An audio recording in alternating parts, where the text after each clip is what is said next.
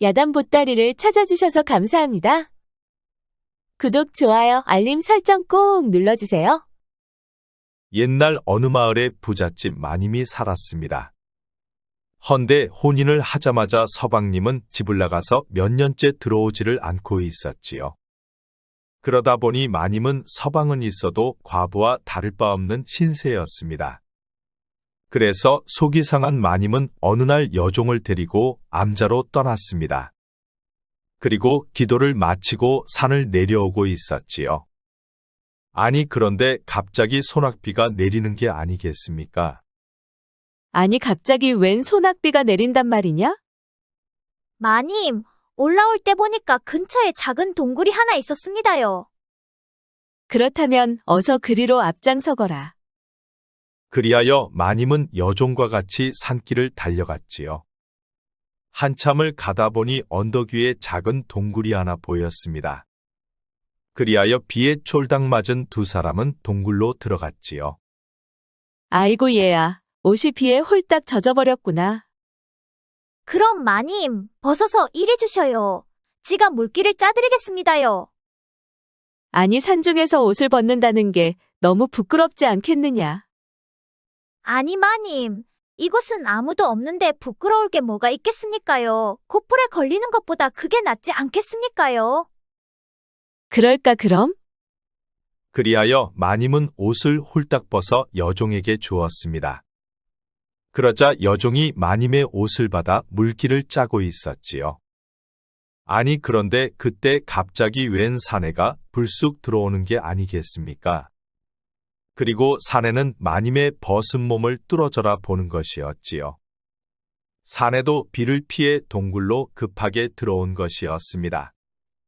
그러자 마님은 화들짝 놀라고 말았지요. 아이고 머니나. 마님은 물기를 아직 다 짜지 않은 옷을 여종에게서 빼앗아 얼른 앞을 가렸습니다. 아니 여보시오, 갑자기 그렇게 불쑥 들어오면 어떡하오? 아니 나도 소낙비를 피해서 급하게 들어온 것인데 동굴 속에 누가 있는 줄 알고 인기척을 한단 말이여. 아니 그렇다고 또 우리 마님의 알몸을 그렇게 뚫어져라 보고 있으면 어떡하느냔 말이여. 내가 뭐 보고 싶어서 보았겠소. 그저 내 눈에 보이는 걸 어찌하겠소. 뭐 그게 정 억울하면 나도 벗으면 될 것이 아니여. 그렇지 않아도 비에 홀딱 젖어 꿉꿉한데. 나무꾼은 말을 마치자마자 옷을 홀랑 벗었습니다. 그리고 알몸으로 옷에 물기를 짜기 시작하였지요. 아니 이보시오, 여기 여인네들만 있는데 어디서 옷을 벗고 난리여? 뭐 이제 부끄러울 것도 없지 않소. 서로 알몸을 보았으니 이제 비긴 것이 아니여. 나무꾼의 말을 들은 마님도 여종도 너무 어이가 없었습니다.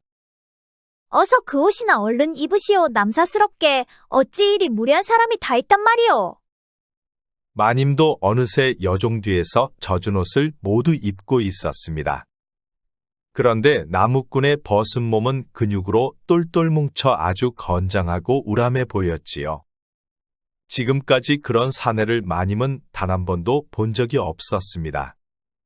그러자 마님은 왠지 가슴이 설레고 얼굴까지 붉어지는 것이었지요. 그리고 옷에 물기를 다 짠 나무꾼은 옷을 탈탈 털어 다시 입었습니다. 그런데 어디들 다녀오시는 게요? 그런데 그것은 알아서 뭐하게 묻는 것이오. 아, 이곳은 가끔 도적들이 출몰하는 곳이니 걱정되어 묻는 것이요. 우린 암자의 불공을 드리고 오는 중이요. 아, 그렇소? 헌데 조심들 하시구려. 최근 들어 도적들이 부쩍 늘었다 들었소. 밖에는 아직도 소낙비가 세차게 내리고 있었습니다. 그런데 잠시 후 웬 스님이 불쑥 들어왔지요. 아이고 웬 비가 이렇게 많이도 온담. 아니 이곳에는 벌써 여러분이 먼저 와 계셨구려. 어서 오시오 스님.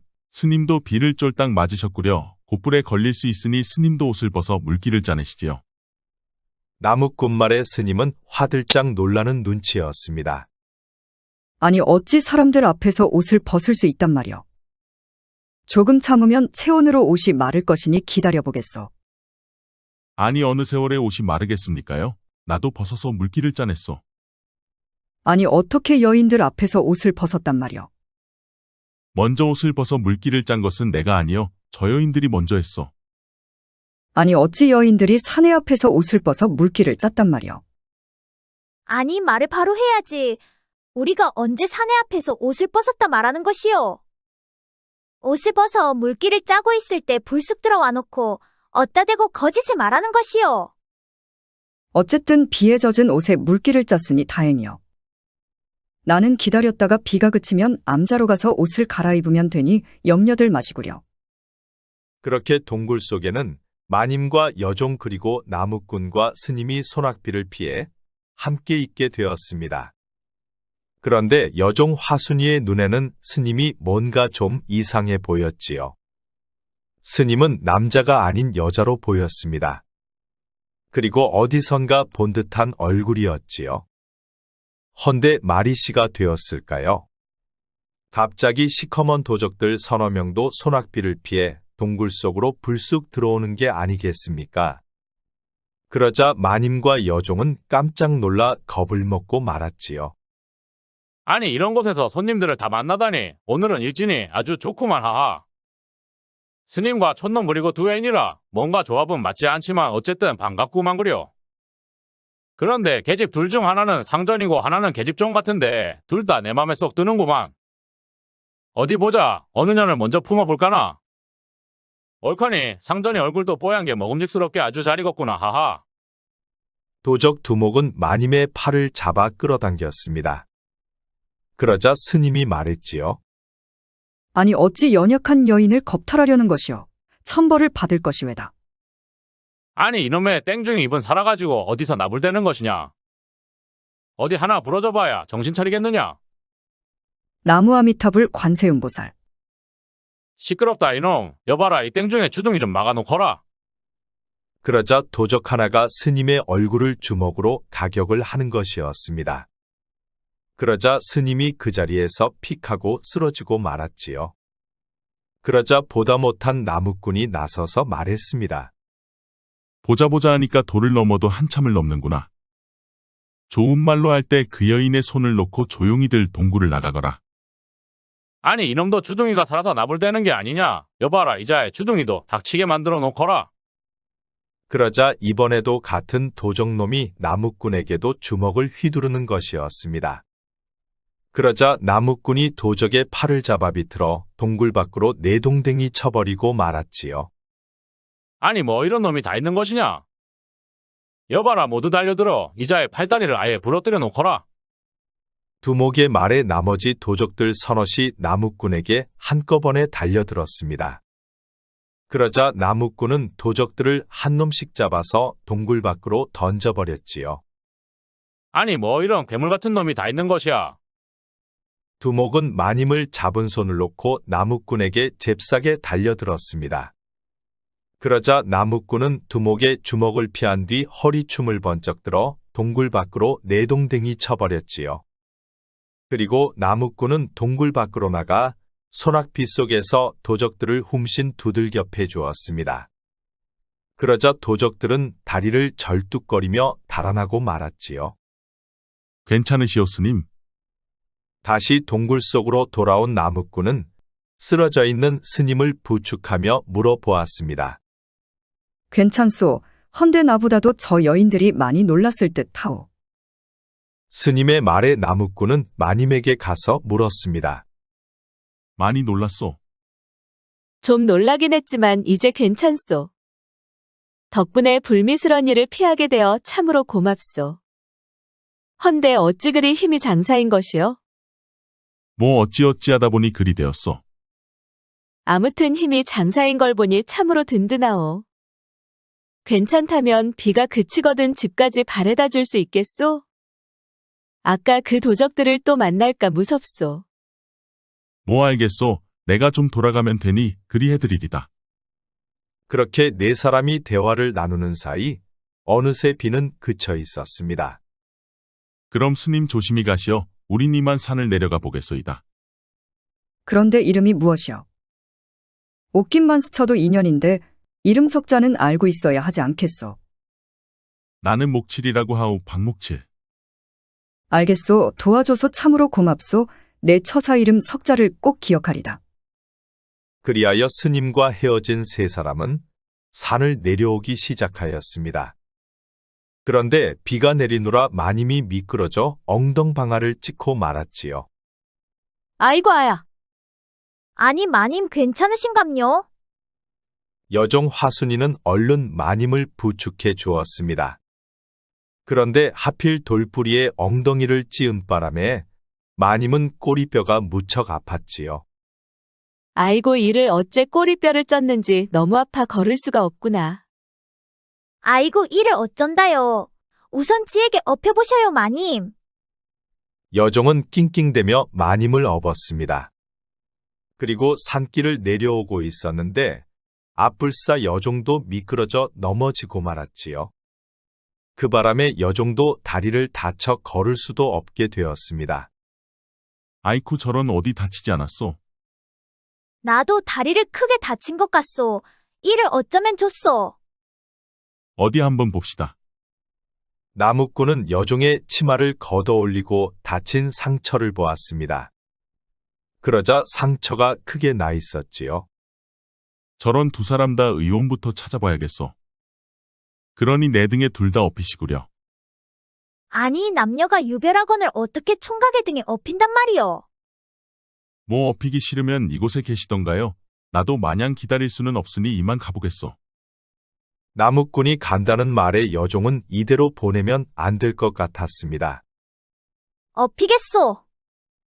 마님, 지가 먼저 업힐 테니 마님은 지 등에 업히셔요. 그래, 어쩔 수가 없구나. 그리하여 여종이 먼저 나무꾼 등에 업히고 마님은 여종 등에 업혔습니다. 아니 그런데 나무꾼의 소뚜껑만한 손이 마님의 엉덩이를 덥석 잡는 게 아니겠습니까? 그러자 마님은 화들짝 놀라고 말았지요. 하지만 업고 가려면 불가피했기에 마님은 내색을 할 수가 없었습니다. 지금까지 어떤 사내에게도 엉덩이를 잡혀본 적이 없던 마님은 심장이 요동치기 시작하였지요. 근육질의 우람한 체격을 갖추었고 또 도적들을 순식간에 때려잡은 나무꾼은 참으로 사내다운 사내였습니다. 그런데 그런 사내가 엉덩이를 붙들고 있으니 마님의 심장은 불이 난 듯 방망이질을 하였지요. 헌데 그런 느낌은 마님뿐만이 아니었습니다. 여종도 심장이 터질 것만 같았지요. 사내 등에 처음 업혀본 여종 화순이는 묘한 감정을 감출 수가 없었습니다. 온몸이 벌겋게 달아오르고 얼굴까지 붉어졌는데 그런 느낌은 처음이었지요. 그렇게 마님과 여종은 나무꾼 목칠이 등에서 서로 각자 묘한 감정을 갖게 되었답니다. 그렇게 결국 집까지 도착한 나무꾼 목칠이는 두 사람을 마루에 내려주었습니다.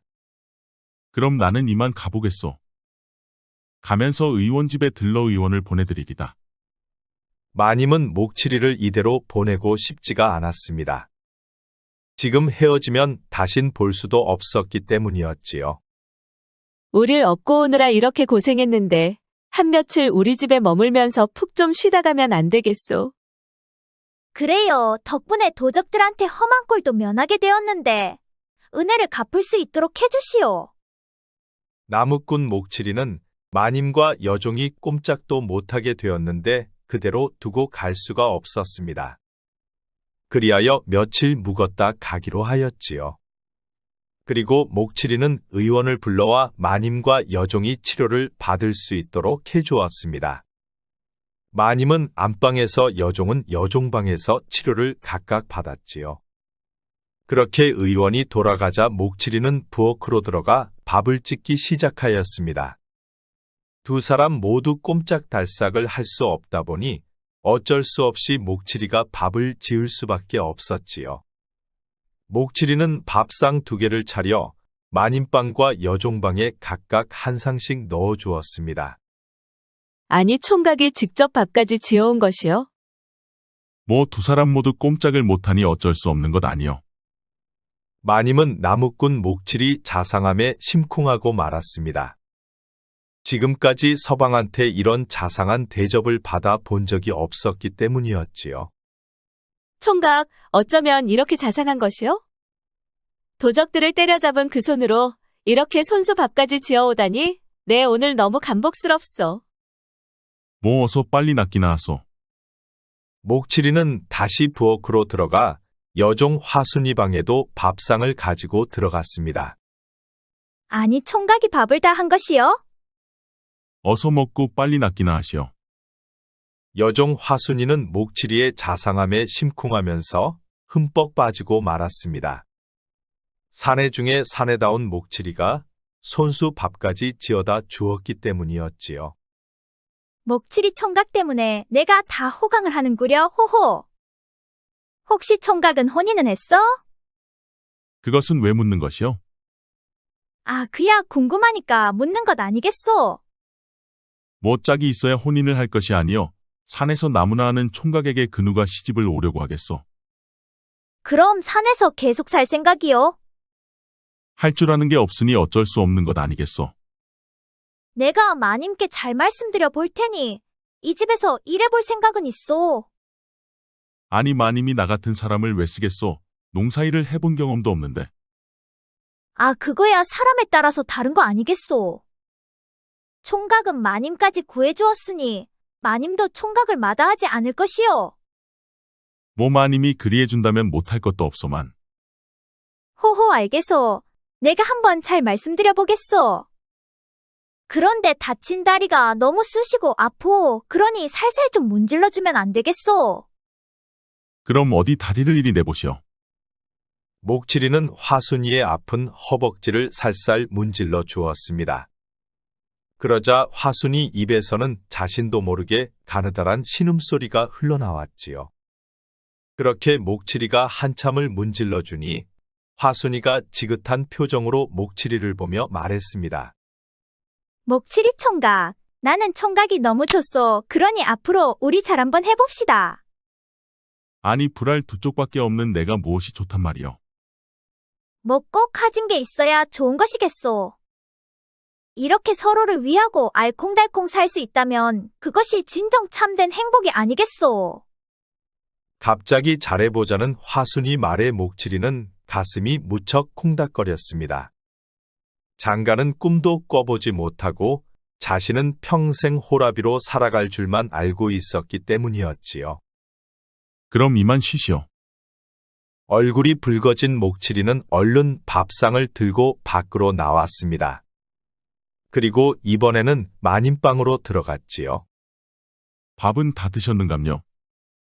덕분에 잘 먹었소. 목칠이는 마님의 밥상을 들고 밖으로 나오려 하였습니다. 총각 잠시만 이리 가까이 와서 앉아보시오. 마님의 말에 목칠이는 마님 곁에 바짝 다가가 앉았습니다. 왜 그러시오? 총각은 올해 몇이요? 딱 올해 30이요. 그렇구려. 그럼 나하고 2살 차이밖에 나질 않는구려. 내 비록 서방이 있기는 하나 과부신세가 된 지 오래되었소. 그래서 하는 말인데 목칠이 총각, 총각이 오늘 밤 내 곁을 지켜주면 안 되겠소? 아니 곁을 지켜달라니 밤중에 무엇이 나타나는 것이오? 아니 그런 게 아니라 말하자면 나도 여인이란 말이요. 마님은 갑자기 목칠이의 두 손을 덥석 잡았습니다. 그러자 목칠이는 순간 놀라고 말았지요. 잠시만 있으시오. 내가 소피가 급하구려. 목칠이는 얼른 밥상을 들고 밖으로 나왔습니다. 그리고 흥분된 가슴을 가라앉혔지요. 아니 이게 뭔 난리여. 내 평생의 여인이 한꺼번에 2명씩이나 달라붙다니. 이게 꿈이여 생시여. 목칠이는 꿈인지 생시인지 분간이 되질 않았지요. 마님과 여종이 먹은 밥상을 치우고 목칠이는 사랑방으로 들어갔습니다. 그리고 코를 드르렁골며 곧바로 잠이 들었지요. 그 다음날 일찍 일어난 목칠이는 밥상을 준비하여 아침상과 점심상을 마님과 여종방에 넣어 주었습니다. 그리고 저녁상도 준비를 해 주었지요. 아니 그런데 마님이 밥숟갈도 뜨지 않은 채 울먹이며 목칠이를 붙들고 말하는 것이었습니다. 목칠이 총각, 이제 나는 총각이 없으면 안 될 것 같아. 내 마음은 온통 총각에게 가 있어. 총각이 눈앞에 없으면 보고 싶고 언제나 찾아올까 자꾸만 기다려지는데 나도 내 마음을 주체할 수가 없어. 이래선 안 된다는 것을 알면서도 마음이 자꾸만 가는 것을 나도 어찌할 수가 없어. 그러니 오늘 밤은 총각이 내 방에서 묵어주면 안 될까? 나무꾼 목칠이는 마님의 적극적인 애정 공세에 어찌할 바를 몰랐습니다. 헌데 또 마음 약한 목칠이는 마님을 거부할 수도 없었지요. 아, 알겠소. 그러니 그만 우시구려. 정말이요? 오늘 밤 내게 와줄 것이요? 그렇소. 그럼 나는 이만 나가보리다. 목칠이는 밥상을 두고 밖으로 나왔습니다. 그리고 여종 화순이 밥상도 챙겨주었지요. 그러자 여종은 밥을 맛있게 먹었습니다. 목칠이 총각, 어젯밤 총각은 내가 보고 싶지 않았어. 나는 총각 생각하느라 한숨도 못 잤는데. 나는 머리만 닿으면 잠이 들다 보니 생각할 겨를도 없었소. 뭐 그런 거라면 아무래도 상관은 없소. 허나 이제부터 총각은 내 생각만 해야 하오. 총각에게 여인은 나뿐이요. 알겠소? 그리고 오늘 밤 마님이 주무시거든 내 방으로 좀 와보시오. 아니, 한밤중에 왜 오라는 것이요? 아, 그야 할 게 있으니 오라 하는 것 아니겠소. 마음 약한 목칠이는 못 간다 할 수가 없었습니다. 뭔 일인지는 몰라도 일단 알겠소. 목칠이는 밥상을 들고 얼른 밖으로 나왔습니다. 아니, 이게 뭔 난리여. 어찌 한밤중에 다들 방으로 나를 오라 하는 것이냐 말이여. 마님과 여종의 부탁을 냉정하게 거절하지 못한 목칠이는 고민이 많았습니다. 오늘 밤 누구 방으로 가야 할지 무척 고민이 되었지요. 아니, 이거 참 난감하게 되었군. 마님방으로 들어가면 화순이가 서운할 것이고 그렇다고 마님과의 약속을 무시할 순 없으니 참으로 난감하도다. 뭐 어쨌든 약속은 했으니 일단 지켜야 하는 게 도리인 게지. 그리하여 목칠이는 밤이 되어 마님방으로 들어갔습니다. 어서와 총각 기다리고 있었어. 이리 가까이 와줘. 목칠이는 마님 곁에 바짝 다가가 앉았습니다. 나 좀 일으켜 세워줘. 그러자 목칠이는 마님 등에 손을 받치고 일으켜 세워주었지요. 아니 그런데 마님이 앉자마자 목칠이 품에 덥석 안기는 것이었습니다. 그리고 목칠이 옷고름을 풀었지요. 목칠이는 심장이 떨려 어찌할 줄을 몰랐습니다. 아니 그런데 어느새 마님의 손은 목칠이 바지춤 깊숙이 들어오고 있었지요. 그리고 태어나 처음으로 사내에 그것을 여인에게 잡혀본 목칠이는 깜짝 놀라고 말았습니다.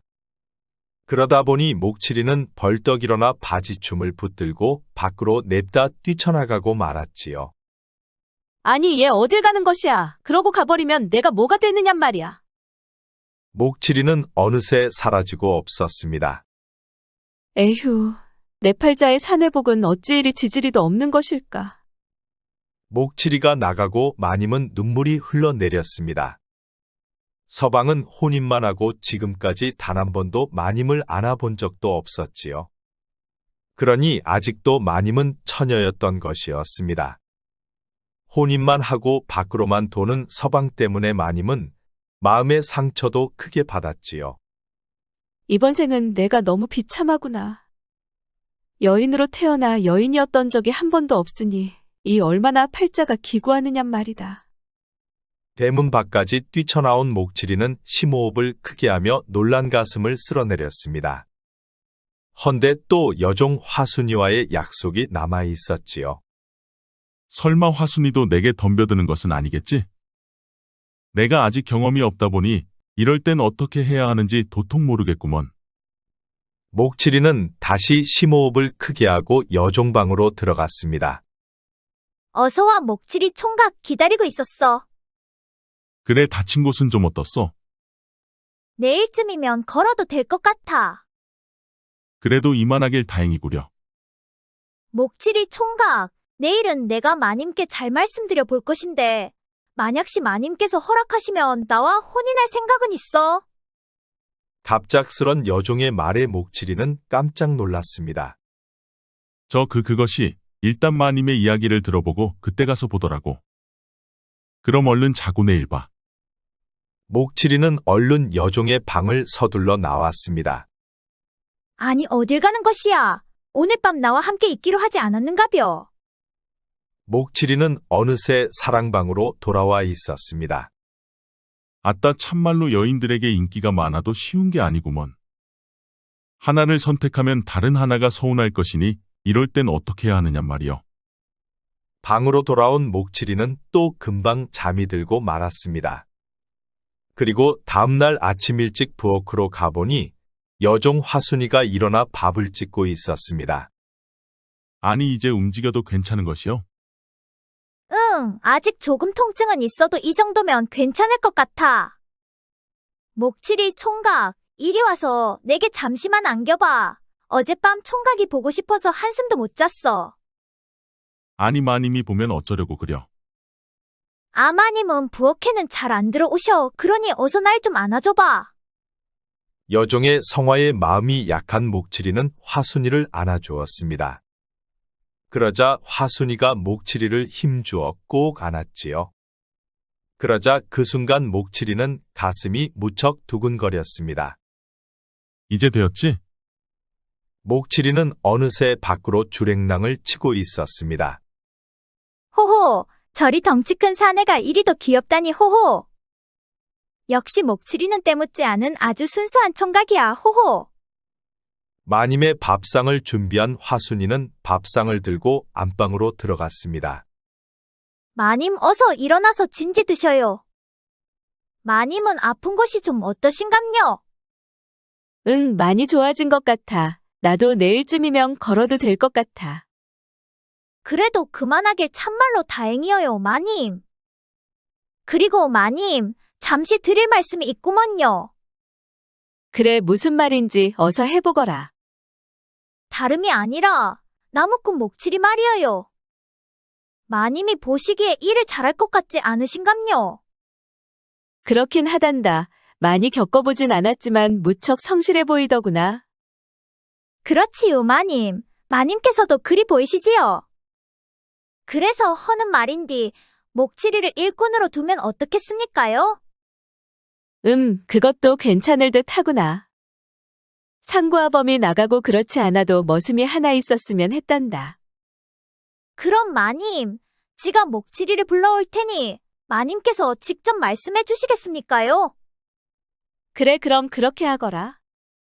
그리하여 신이 난 화순이는 얼른 달려가 목칠이를 불러왔습니다. 부르셨소 마님. 그래, 불렀느니라. 화순이 말로는 내가 무척 일을 잘할 것 같다고 하더구나. 그래서 묻는 것인데 우리 집에서 일해볼 생각은 있느냐? 모 마님께서 하라 하시면 한번 해보겠소. 그래, 그럼 우리 집에서 일해보거라. 잘하시었습니다요, 마님. 틀림없이 목칠이는 마님을 실망시켜드리지 않을 것이구먼요. 그리하여 목칠이는 나무꾼이를 청산하고 마님 집에서 여종 화순이와 같이 일을 하게 되었습니다.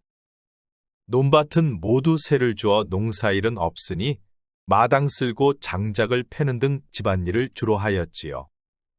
그러다 보니 그런 목칠이를 보면서 마님과 여종은 각자 다른 상상을 하였답니다. 그렇게 며칠이 지나니 마님도 이제 밖으로 나와 걸을 수 있게 되었지요. 그러다 보니 여종도 마님도 본래의 생활로 돌아가 있었습니다. 그러던 어느 날 여종 화순이는 빨래터에 빨래하러 가고 없을 때 마님이 목칠이를 불렀습니다. 부르셨소 마님.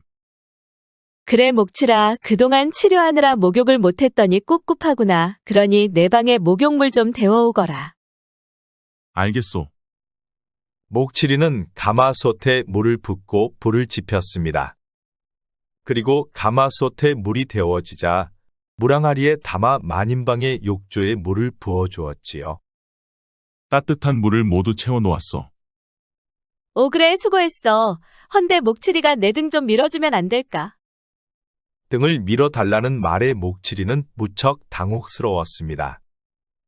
하지만 지엄한 마님의 명이다 보니 이를 거부할 수도 없었지요. 그리하여 목칠이는 옷 벗고 욕조로 들어간 마님의 등을 소뚜껑만한 손으로 싹싹 밀어주었습니다. 그런데 마님의 살결은 무척 희고 부드러웠지요. 목칠이의 젊은 피가 끓어오를 정도로 마님의 몸은 무척 매력적이었습니다.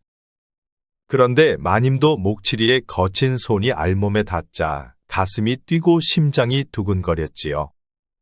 그런데 그때였습니다. 빨래하고 돌아온 여종 화순이가 방문 밖에서 마님을 부르는 게 아니겠습니까? 마님 방에 계신감요? 그래, 지금 목욕 중이니라. 그런데 목칠이 집신이 어찌 이곳에 있는감요? 목칠이는 지금 내 목욕을 도와주고 있느니라. 마님의 말에 여종 화순이는 가슴이 철렁 내려앉았습니다. 지 좀 잠시 들어가겠구만요. 마님의 허락이 떨어지기도 전에 화순이는 이미 방문을 열고 안으로 들어와 있었습니다. 아니 목칠이 너는 지금 무엇을 하고 있는 것이야? 얼른 나가봐. 마님의 목욕은 내가 도와줄 것이야. 화순이 말에 목칠이는 얼른 밖으로 나왔습니다. 아니 이거 나무는 안에서 좋긴 허다만 허구한 날간이 콩알만해지니 이거 이래서 어디 살 수가 있단 말인가. 목칠이는 마님과 여종 사이에서 어떻게 처신을 해야 할지 무척 신경이 쓰였습니다. 그렇게 목칠이가 한참 고심을 하고 있었는데 그날 밤 여종 화순이가 목칠이 방으로 찾아왔지요. 목칠이 총각, 어서 말해봐. 나하고 혼인을 할 것이야 말 것이야. 이제 산으로 가지 않아도 되니 목칠이 생각을 말해보란 말이야. 아니 그것을 지금 꼭 말해야 하는 것이요? 그려 지금 말해야 혀. 요새 뭔가 자꾸 마님의 눈빛이 이상한 것이 내가 불안해서 안 되겠구먼. 그렇담 내게 며칠만 말미를 주더라고 나도 생각을 정리해야 할 것이 아닌가벼. 그래 알았어. 며칠 후에는 꼭 내게 말해줘야 혀. 한바탕하고 돌아간 화순이 때문에 목칠이는 고심이 무척 많았습니다. 마님도 화순이도 목칠이에게는 함부로 할 수 없는 사람들이었기 때문이었지요. 그렇게 또 며칠이 흐른 어느 날 화순이가 집을 비우자 마님이 또 목칠이를 불렀습니다. 부르셨소 마님. 그래, 목칠이 어서 방으로 들어와줘. 목칠이는 신발을 벗고 안방으로 들어갔습니다. 그러자 마님이 말했지요. 저번에 암자에 다녀오다 엉덩이 뼈를 다친으로 엉덩이에 뭐가 났는지 자꾸만 아프네. 그러니 목칠이가 한번 봐줘. 아 그렇소? 어디 한번 이리 내보시오. 목칠이는 엉덩이가 아프다는 마님의 말에 얼른 마님을 엎드리게 하고 엉덩이를 까보았습니다. 그러자 마님의 엉덩이에 커다란 종기가 나 있는 게 아니겠습니까? 상처가 덧난 것 같소. 잠시만 기다려보시오. 목칠이는 마님의 엉덩이에 난 종기를 입으로 빨아내고 있었습니다. 아니 그런데 갑자기 웬 선비 하나가 안방문을 열고 불쑥 들어오는 게 아니겠습니까? 집 나간 지 몇 년 된 서방이 말도 없이 불쑥 들이닥친 것이었지요. 아니, 내 이럴 줄 알았지. 나 없다고 사내를 안방까지 불러들이다니 기생년보다 못한 년이 아니던가. 그런 것이 아니어요, 서방님. 시끄럽다 내 인연. 잘못을 했으면 마땅히 벌을 받아야지. 갑자기 서방의 등장으로 마님도 목칠이도 깜짝 놀라고 말았습니다. 그리하여 마님과 목칠이는 관아로 끌려가고 말았지요. 마님이 아무리 항변을 해보아도 수레절은 서방은 마님의 어떤 말도 들어주지를 않았습니다. 한편 빨래터에서 돌아온 여종 화순이는 깜짝 놀라고 말았지요. 마님과 목칠이가 관아에 끌려간 것을 알고 서방님을 찾아가 말했습니다. 나리가 큰 오해를 하신 것입니다요. 아니, 내가 무슨 오해를 했단 말이냐. 내 이 두 눈으로 똑똑히 보았거늘 무슨 오해를 했다 말하는 것이냐. 지가 방금 목칠이를 만나고 왔구먼요. 목칠이 말로는 마님 엉덩이에 큰 종기가 있어서 종기를 입으로 빨아내고 있었다고 했습니다요. 그러니 나리가 보신 것은 그것을 보신 것입니다요. 시끄럽다 2년. 내년도 다치고 싶지 않으면 그 주둥아리부터 닦거라. 딴 마음이 없었다면 의원을 불러 치료했을 것이다. 헌데 의원을 부르지 않고 목칠이 놈을 불렀다는 것은 이미 마음속에 딴 마음이 있었던 것이니라. 그렇다면 나리, 목칠이는 억울한 게 아니겠습니까요? 그러니 목칠이는 방면을 시켜줘야 하지 않겠습니까요? 그놈도 똑같은 놈이니라. 딴 마음이 없었다면 냉큼 의원에게 달려갔으면 되었을 일을 어찌 지놈이 양반 부인의 엉덩이에 입을 갖다 댄단 말이더냐. 그러니 더 이상 시끄럽게 하지 말고 썩 물러가거라. 화순이가 아무리 설득을 해보아도 서방님은 요지부동이었습니다. 그러다 보니 양반과 부인과 머슴의 불륜으로 두 사람은 처벌을 받게 되었지요. 헌데 목칠이는 양반을 탐한죄로 참수형을 면할 수 없게 되었습니다. 그러자 화순이는 가슴이 터져나갈 것만 같았지요. 태어나 처음 사랑한 사람을 이대로 잃을 수는 없었습니다. 그리하여 화순이는 고심고심 끝에 암자로 쉬지 않고 달려갔지요. 그렇게 달리고 달려 암자에 도착한 화순이는 동굴에서 만났던 스님을 찾아갔습니다. 스님 드릴 말씀이 있습니다. 화순이는 헐떡거리는 숨을 간신히 참아가며 말을 꺼냈지요. 그래 무슨 일이기에 이리 급히 달려오신 게요? 다름이 아니오라. 스님께서는 혹시 허참봉댁 큰아씨가 아니신지요? 여종 화순이 말에 스님이 무척 놀라는 눈치였습니다. 아니 그것을 어찌하셨소? 처음 동굴에서 만났을 때는 어디서 본 듯은 하였으나 그때는 기억이 나질 않았었지요. 헌데 어젯밤에 생각이 났습니다요. 스님을 사랑했던 저의 서방님 때문에 스님을 구해줬던 목칠이가 지금 죽게 생겼습니다요. 아니 그게 무슨 말이요? 자세히 좀 말해보시오. 여종 화순이는 다시 심호흡을 크게 하고 자초지종을 모두 말해 주었습니다. 그러자 스님의 표정이 굳더니 한참 만에야 입을 열었지요. 알겠소. 내가 서방을 만나보겠소. 그리하여 스님은 여종 화순이를 따라 산을 내려왔습니다. 그리고 집으로 찾아갔지요. 날이 손님이 오셨습니다요. 어서 나와 보셔요. 여종의 말에 서방님이 방문을 열고 밖으로 나왔습니다. 그리고 서방님은 스님을 보고 깜짝 놀라고 말았지요. 아니, 효순낭자가 아니요. 서방님은 신발도 신지 않은 채 마당으로 뛰어내려왔습니다. 아니, 이게 어떻게 된 것이요? 정말 스님이 된 것이요? 자, 이럴 게 아니라 어서 안으로 들어갑시다. 서방님은 스님을 데리고 안방으로 들어갔습니다. 그러자 여종 화순이는 안방문에 귀를 대고 안에서 흘러나오는 이야기를 엿들었지요. 내 낭자를 찾아 전국을 떠돌았소. 그런데 이렇게 머리 깎고 스님이 되었다니 내 너무 놀라 가슴이 진정되질 않소. 어떻게 된 일이요? 어찌하여 스님이 된 것이요? 내가 사랑했던 정역도령이 죽고 나는 삶의 의지를 잃었었습니다. 그리하여 산으로 올라가 절벽 아래로 뛰어내렸죠. 헌데 주지스님께서 물에 빠진 저를 발견하시고 저를 살려내셨습니다. 그래서 저는 속세를 떠나 머리 깎고 스님이 되었죠. 그리 되었구려. 나는 낭자를 지금까지 단 한 시도 잊어본 적이 없어. 정혁이가 죽고 낭자가 사라지자 부모님 열화의 혼인은 하였지만 나는 그동안 낭자만을 찾고 있었소. 서방님은 스님을 죽도록 사랑했고 스님은 다른 정역도령을 사랑했었지요. 그런데 스님이 사랑한 정역도령이 원인 모를 죽음을 맞이하자 스님은 산으로 들어간 것이었습니다. 그러자 서방님은 혼인은 하였으나 사랑한 스님을 잊지 못해 결국 전국으로 찾아 나섰던 것이었지요. 그렇게 두 사람은 밤을 새워가며 수많은 이야기를 나누었습니다. 그리고 다음날 일찍 서방님은 관아를 찾아가 오해를 했다며 고소를 취하하였지요. 그리하여 마님과 목칠이는 죽지 않고 살아서 돌아올 수가 있었습니다. 그리고 사랑했던 연인을 만나게 된 서방님은 이성을 되찾고 정상인으로 돌아올 수가 있었지요.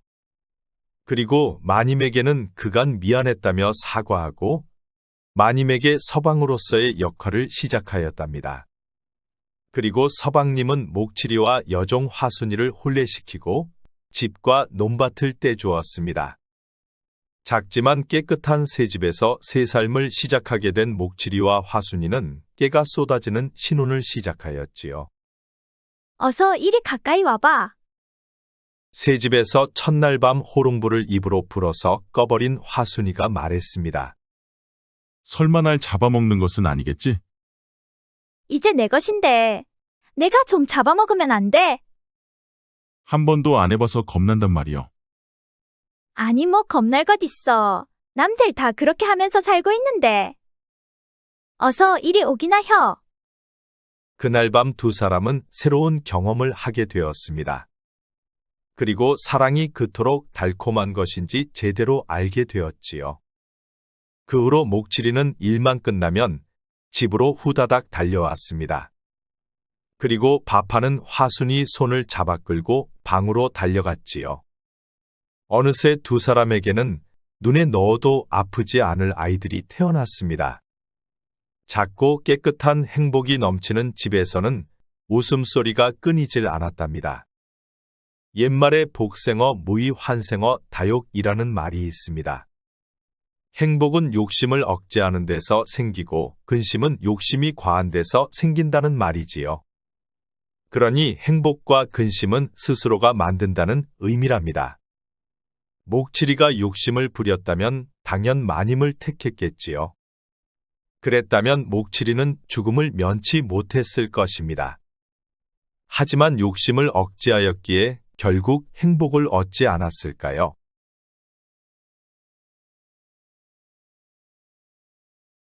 옛날 강원도 깊은 산골 아주 작은 마을에 처녀 총각 덕보와 춘심이가 살았습니다. 몇 채 안 되는 산골 마을에서 같이 자란 두 사람은 둘도 없는 친구였답니다. 어느덧 성인이 된 두 사람은 한여름날 산에서 약초를 캐 산을 내려오고 있었습니다. 야, 춘심아. 땀도 많이 흘렸는데 개울가에 들려 목욕이나 하고 갈까? 그래, 좋아. 벌써 여름이 와서 그런지 나도 땀이 많이 났어. 두 사람은 개울가로 달려가서 물속으로 첨벙 뛰어들었습니다. 그리고 신나게 물장구를 치고 놀았지요. 그렇게 한참을 물속에서 놀고 두 사람은 물 밖으로 나왔습니다. 그리고 덕보는 옷을 벗어 비틀어가며 물기를 꽉꽉 짜냈지요. 춘심이 너도 옷 벗어줘봐. 내가 짜줄게. 그런데 그때 춘심이는 뒤돌아서서 허리를 숙이고 머리에 묻은 물기를 짜고 있었습니다. 아니 그런데 춘심이 젖은 옷이 몸에 바싹 달라붙어 엉덩이가 선명하게 보이는 것이 아니겠습니까? 작년까지는 안 그랬는데 올해는 뭔가 달랐습니다. 물에 젖은 춘심이의 엉덩이를 본 덕보의 심장이 갑자기 떨리는 것이었지요. 그런데 그때 또 춘심이가 머리를 털면서 덕보 쪽으로 몸을 돌렸습니다. 그러자 춘심이의 물에 젖은 봉긋한 가슴이 너무나 선명하게도 보이는 것이었지요. 그 바람에 덕보는 갑자기 얼굴이 붉어지면서 가슴이 쿵쾅거리는 것이었습니다. 덕보야, 이제 네 앞에서 옷 벗는 것은 못할 것 같아. 왠지 부끄러워. 춘심이도 이제 솟아오른 가슴 때문에 덕보 앞에서는 옷을 벗을 수가 없었습니다. 그래도 옷에 물기는 짜야 할 것 아닌가벼. 그럼 뒤 돌아 있어봐. 내가 짤게. 작년까지는 춘심이가 옷을 벗어주면 덕보가 물기를 짜주곤 하였습니다. 그런데 올해부터는 그럴 수가 없었지요. 그래, 알았어. 덕보가 뒤돌아 서자 춘심이는 옷을 벗어 물기를 짜내기 시작하였습니다. 그런데 덕보는 왜 이렇게 가슴이 뛰는지 숨쉬는 것조차도 무척 불편하였지요. 다 했어. 이제 내려가자. 두 사람은 캔 약초 바구니를 들고 산을 내려왔습니다. 그리고 덕보는 잠자리에 누웠는데 낮에 본 춘심이가 자꾸만 생각나는 것이었지요.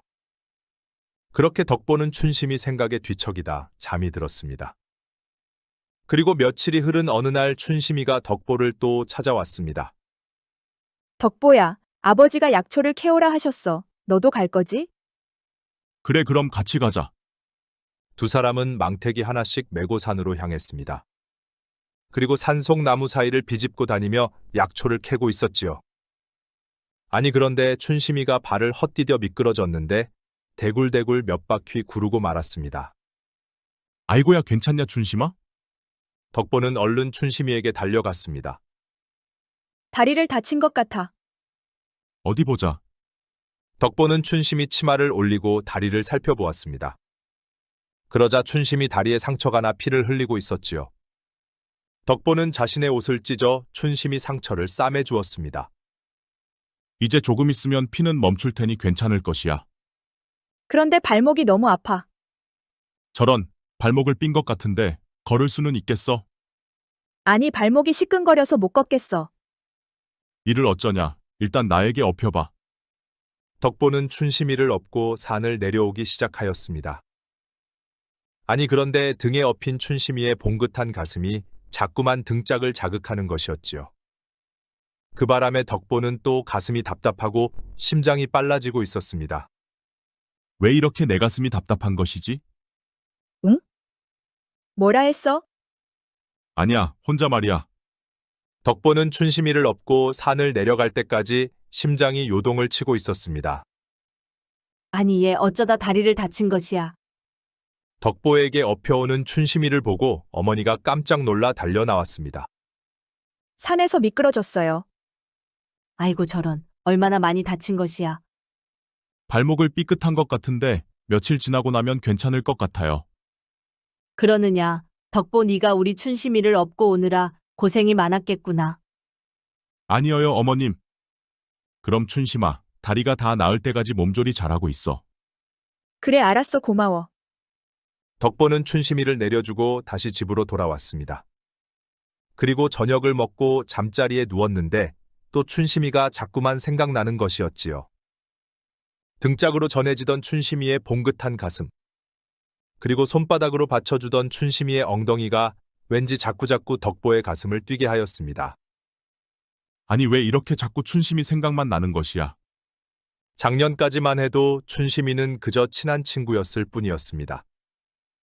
헌데 이제는 왠지 거리감마저 느껴지고 있었지요. 그리고 어느덧 처녀가 되어버린 춘심이는 덕보의 가슴을 흔들고 있었습니다. 그렇게 달포가 지난 어느 날 춘심이가 덕보를 찾아왔습니다. 덕보 안에 있어? 춘심이 말에 덕보는 얼른 방문을 열고 밖으로 나갔습니다. 다리는 이제 괜찮아? 응, 다 나았어. 이제는 뛰어도 괜찮아. 그래 다행이다. 그런데 오늘도 약초 캐러 갈 것이야? 아니야, 나는 내일 한양으로 떠나. 아니 갑자기 한양은 왜 가는 것이야? 아버지가 한양 약재상에 내 자리를 마련해 뒀다고 했어. 그래서 내일 아침 일찍 한양으로 가게 됐어. 춘심이 말에 덕보는 가슴이 답답해지면서 무척 걱정이 되었습니다. 한양은 눈 뜨고 코 베어 간다고 하던데 괜찮겠어? 아버지는 내가 이곳에 있으면 좋은 신랑감을 얻을 수 없다고 했어. 그러니 한양에 가서 돈도 벌고 좋은 신랑감도 찾으라 했어. 그 말에 덕보는 왠지 가슴이 더 답답해지는 것이었습니다. 그렇구나. 허기야 이곳은 산골 마을이다 보니 좋은 신랑감이 있을 리가 만무하지. 너는 내가 한양 가면 심심해서 어떡하냐? 뭐 어쩔 수 없지. 너가 좋은 사람 만나서 시집도 가야 하니 차라리 잘 된 것 아니겠어. 춘심이는 겉으론 웃고 있었지만 두 눈은 촉촉해져 있었습니다. 너는 바보야, 바보.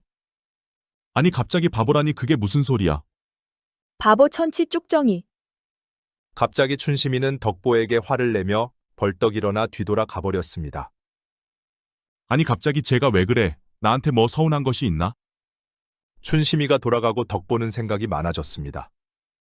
춘심이 아버지는 자신을 사윗감으로 생각을 안 하고 있었기 때문이었지요. 가진 것 없고 가난한 농사꾼의 아들이다 보니 덕보는 내세울 것도 없었습니다. 그러다 보니 자칫 잘못하면 춘심이를 다른 사내에게 빼앗길 수도 있었지요.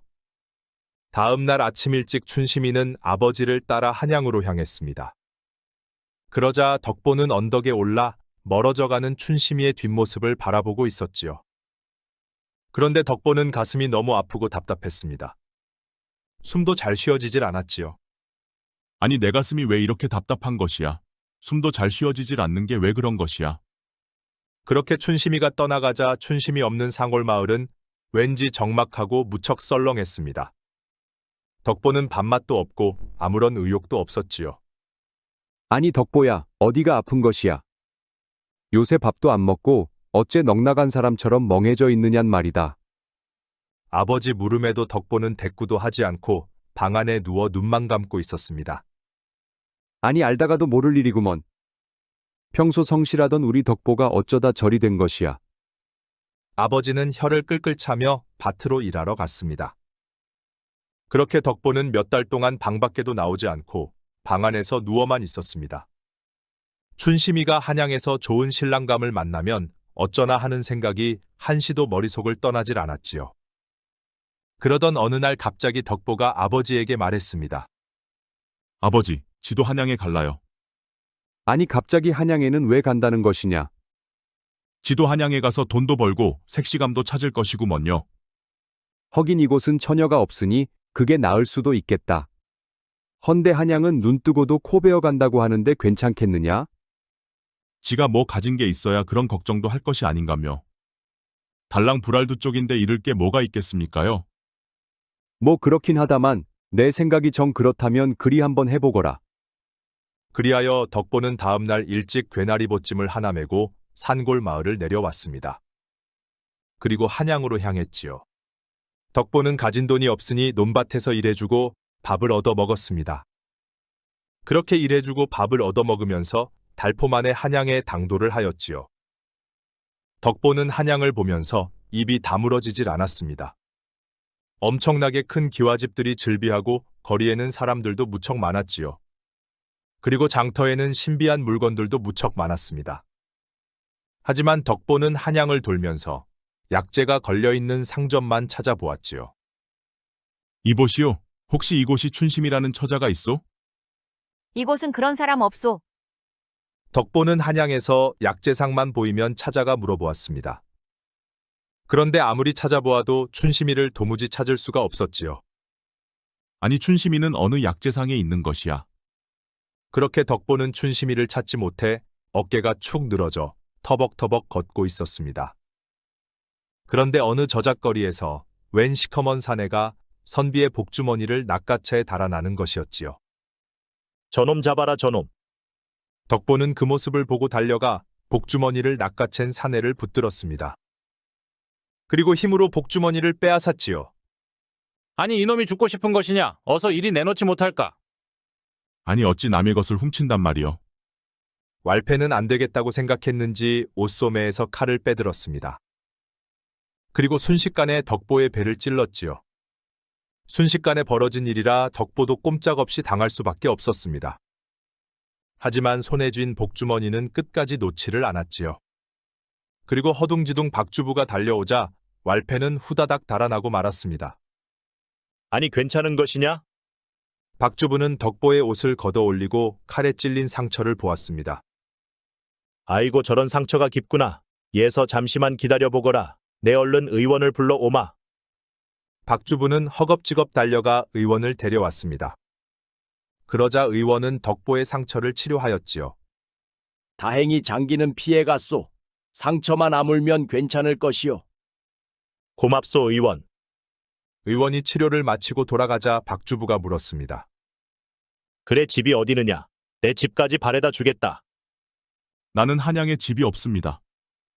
아니 그럼 한양에 기거할 곳이 없는 것이냐? 그렇습니다. 고향 마을을 떠나 며칠 전에 한양에 들어왔습니다. 그렇구나. 괜히 나 때문에 칼에 찔려 위험하게 되었구나. 쯧쯧. 다음부턴 조심하거라. 한양에는 무서운 자들이 많느니라. 그나저나 기거할 곳이 없다 하니 일단 내 집으로 가면 어떻겠느냐? 괜찮습니다요. 괜히 저 때문에 불편을 끼쳐드릴 수는 없습니다요. 아니다 네가 나 때문에 상처를 크게 입었는데 내 어찌 그냥 말 수 있단 말이냐? 내 상처가 다 나을 때까지는 내 집에서 치료하거라. 그리하여 덕보는 하는 수 없이 박주부 집으로 들어가게 되었습니다. 아니 이 총각은 누구요? 대궐 같은 기와집에 들어서니 마님으로 보이는 사람이 물었습니다. 아니 그런데 마님이 무척 젊고 예쁜 게 아니겠습니까? 마치 기생집의 어여쁜 기생과 같았지요. 왈패놈들이 내 복주머니를 낚아채가는 것을 이 청년이 쫓아가 빼앗았소. 그 바람에 칼에 찔리게 되었다오. 박주부 말에 마님이 덕보를 이리저리 살펴보았습니다. 아이고 저런 큰일 날 뻔했구려. 나 때문에 일이 된 것이니 부인이 신경 써서 잘 좀 돌봐주시구려. 그러지요. 그런 일에 끼어드는 것을 보면 아직 때묻지 않은 순수한 총각 이구려. 여봐라 향순이 네가 이 총각을 사랑방로 안내해주고 삼시세끼 밥을 잘 챙겨주거라. 네, 잘 알겠습니다요, 마님. 여종 향순이는 덕보를 사랑방으로 안내해주고 이부자리를 깔아주었습니다. 이 방에서 지내시오, 총각. 고맙소. 그런데 총각은 어디서 오셨소? 나는 강원도 산골마을에서 올라왔소. 그런데 어찌하여 그런 위험한 일에 끼어든 것이요? 아니 남이 것을 빼앗아 달아나는데 그걸 보고 가만히 있을 수는 없는 것 아니요. 왈패들은 흉악한 자들이 많으니 그런 일을 보면 못 본 차에 해야 하오.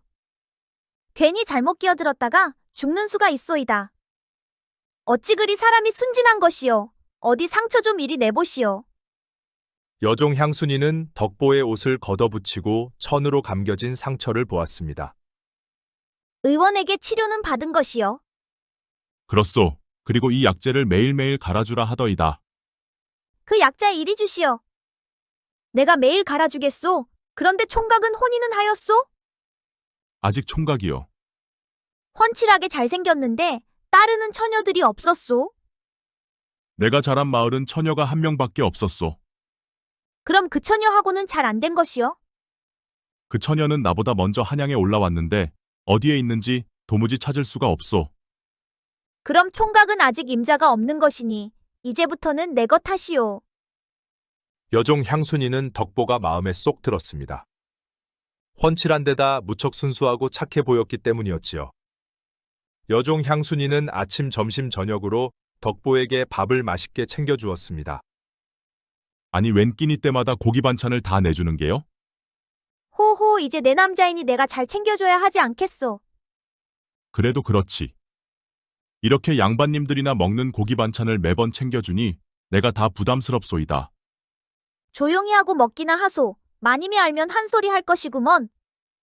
덕보는 여종 향순이가 챙겨주는 고기 반찬이 왠지 무척 부담이 되었습니다. 그렇게 며칠이 지난 어느 날 박주부가 덕보방으로 찾아왔습니다. 몸은 좀 어떻느냐?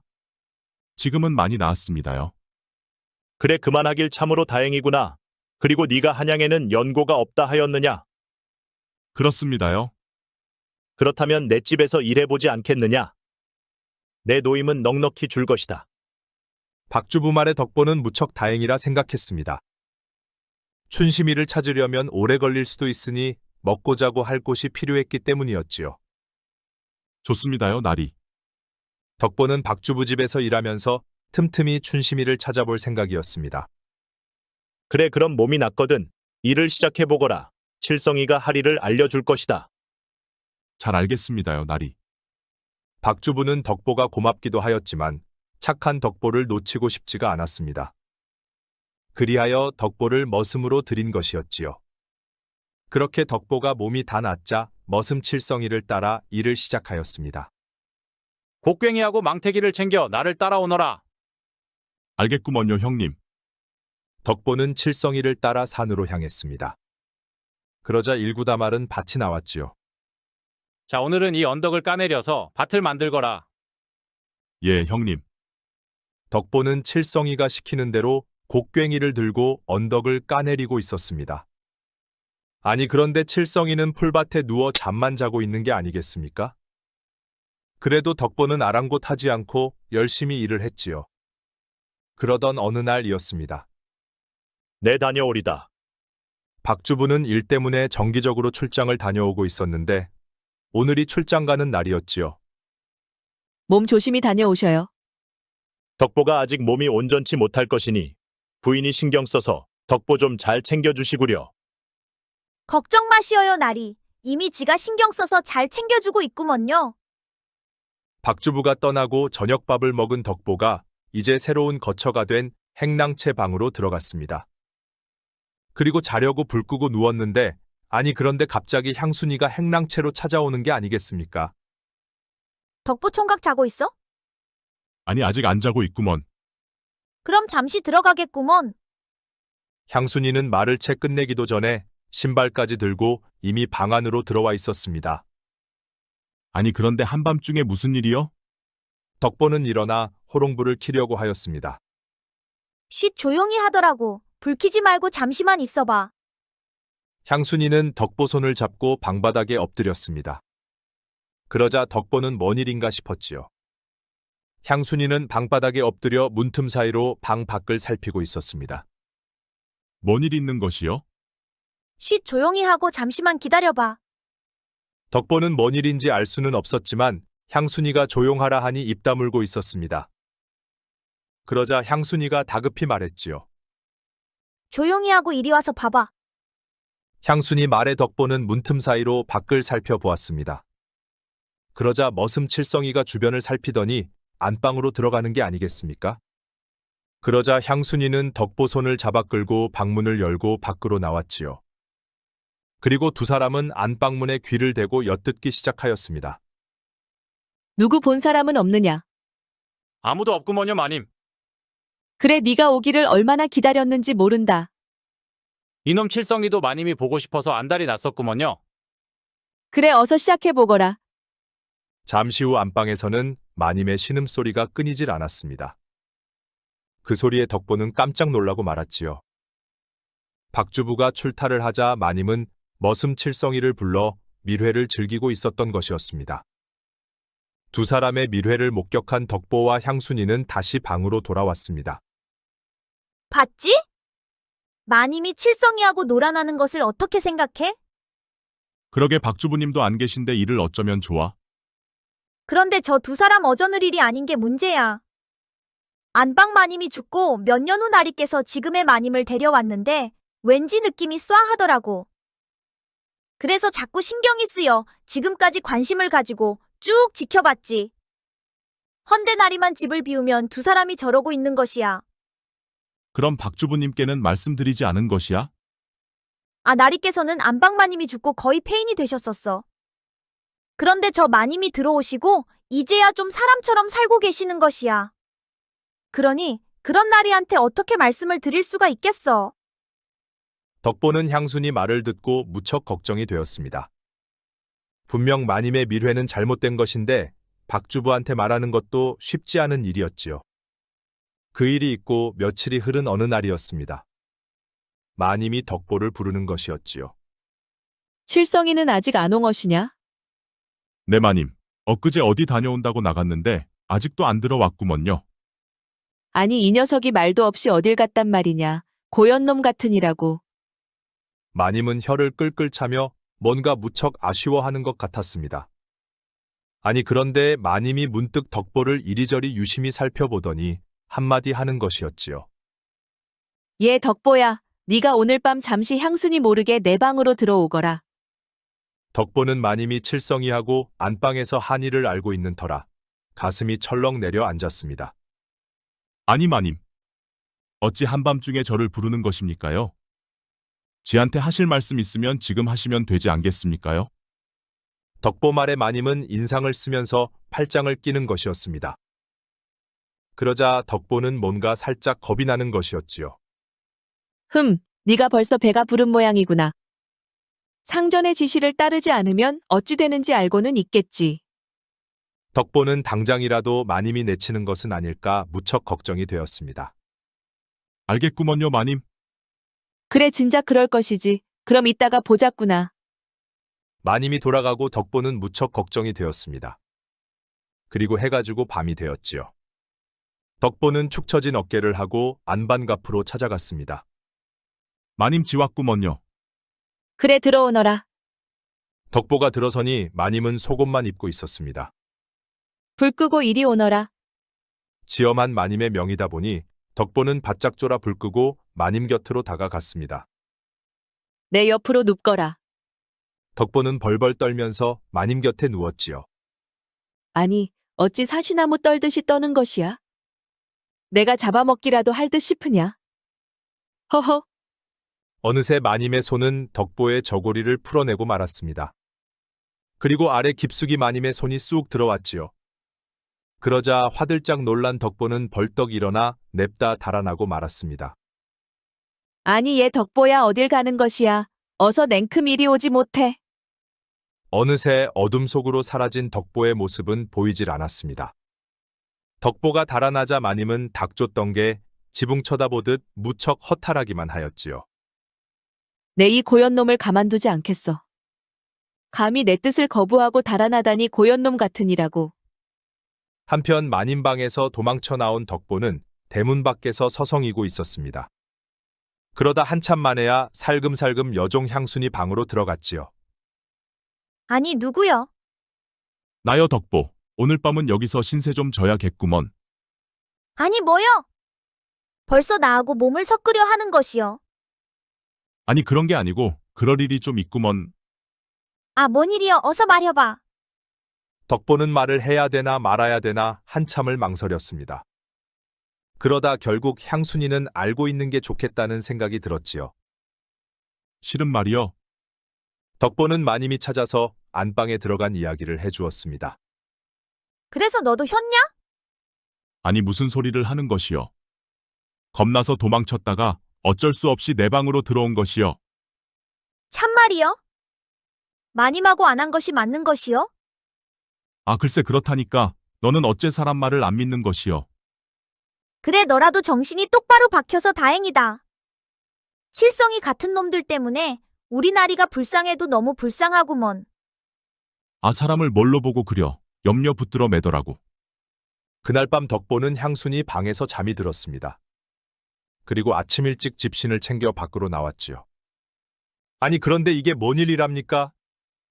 마님이 향순이 방 앞에서 팔짱 끼고 서 있는 게 아니겠습니까? 아니 내게서 도망쳐 기껏 향순이한테 온 것이냐? 내가 향순이보다도 못하단 말이더냐? 내 놈이 진정 나를 모욕하는구나. 아니 마님 그런 게 아니옵니다요. 마님께서 오해를 하신 것입니다요. 시끄럽다 이놈. 내 놈이 나를 업신여겼으니 당연히 벌을 받아야 하지 않겠느냐. 날 따르거라. 마님은 덕보를 데려가 광에다 가두고 말았습니다. 그리고 물 한 모금도 주지를 못하게 하였지요. 그리고 향순이 너 벌써부터 쬐그망의 사내질이나 해서야 쓰겠느냐. 너까지 광에 가두고 싶지만 밥할 사람이 없으니 내 이번만은 참아주마. 하지만 한 번만 더 나에게 걸리면 그때는 너도 경을 치게 될 것이야. 아니고 마님. 마님께서 오해를 하신 것입니다요. 덕보하고 지는 아무 짓도 안 했구먼요. 했는지 안 했는지 그것을 어찌 안단 말이냐. 두 사람이 한 방에서 잤으니 당연 그것을 하지 않았겠느냐. 마님은 향순이가 아무리 말해도 믿지를 않았습니다. 그리하여 죄 없는 덕보만 광에 갇히고 말았지요. 그런데 그날 밤 늦게 칠성이가 돌아와 마님 방으로 들어가는 것이었습니다. 그러자 향순이가 열쇠를 가져와 광문을 열었지요. 덕보야, 얼른 나와봐. 아, 칠성이가 돌아왔는데 마님하고 나누는 이야기가 어째 심상치가 않구먼. 향순이는 덕보의 손을 잡아 끌고 안방으로 향했습니다. 그리고 두 사람은 안방문에 귀를 기울이고 방 안에서 나누는 이야기를 엿들었지요. 아니 아직도 문서하고 도장을 찾지 못하면 어떡하느냔 말이야. 아무리 찾아봐도 보이질 않는 것을 나보고 어쩌란 말이여. 아니 도대체 박주부는 문서하고 도장을 어디에 둔단 말이야. 이미 몇 년째 찾아볼 곳은 모두 찾아보았어. 그런데도 어디에 두었는지 도무지 알 수가 없단 말이야. 엥 이래서는 안 될 것 같아. 박주부 그놈을 죽여서라도 네 앞으로 상속을 하게 해야겠어. 그런데 박주부는 아직도 나를 호적에 올리지를 않고 있어. 이런 젠장할 어찌 너는 그것 하나도 제대로 처리하지 못하고 있느냔 말이야. 일단 박주부에게 약을 먹이고 문서라도 위조를 해야겠어. 언제까지 이러고 살 수는 없는 것 아닌가벼. 칠성이와 마님의 이야기를 들은 덕보와 향순이는 깜짝 놀라고 말았습니다. 마님은 칠성이와 짜고 박주부의 재산을 뺏으려 위장 혼인을 하였기 때문이었지요. 다시 방으로 돌아온 향순이가 덕보에게 말했습니다. 어떻게든 저 두 사람을 막아야 혀. 안 그럼 나리가 너무 불쌍하단 말이요. 그런데 무슨 수로 저 두 사람을 막을 수 있을까? 칠성이가 나리한테 약을 먹인다 했으니 일단 그 약부터 어떻게 해야 혀? 덕보와 향순이는 이 문제를 어떻게 극복할지 밤새도록 의논을 하였습니다. 그리고 다음 날 일찍 덕보는 박주부가 출장 간 곳으로 달려가기 시작을 하였지요. 숨이 턱 밑까지 차올라도 쉬지 않고 달리고 달려갔습니다. 그리하여 다음 날 해질 무렵 박주부 거처에 도착한 덕보는 박주부를 곧바로 찾아갔지요. 아니 네가 얘까지 어쩐 일이냐? 큰일 났습니다요, 나리. 덕보는 마님과 칠성이에 대한 이야기를 모두 해주었습니다. 그러자 박주부의 표정이 굳으며 심각해지는 것이었지요. 내 말이 정령 사실이렸다. 만약 네가 거짓으로 고했다면 양반을 모욕한 죄로 목숨을 걸어야 할 것이야. 알겠구먼요. 지가 목숨을 걸겠습니다요. 그리하여 박주부는 아직도 출장 기간이 달포는 남았지만 덕보를 따라 한양으로 향했습니다. 그리고 평소 잘 알고 지내는 포도청 종사관을 만나 자초지종을 이야기했지요. 아니 그렇단 말이요? 어째 형님한테 그런 일이 다 생긴단 말이요? 세상에 우리 형님처럼 좋은 분을 사기치려는 년놈들이 다 있다니. 내 이놈들을 가만두지 않겠소. 밤이 되기를 기다려 덕보는 박주부와 포도청 종사관을 데리고 향순이 방으로 들어갔습니다. 날이 별일 없었는가며. 지는 나리가 걱정되어 한숨도 잘 수가 없었습니다요. 그래 네가 나를 염려해 주어서 참으로 고맙구나. 그렇게 밤이 깊어지자 박주부와 포도청 종사관은 문틈으로 밖을 살피고 있었습니다. 그러자 한참 후 칠성이가 마님이 있는 안방으로 들어가는 것이었지요.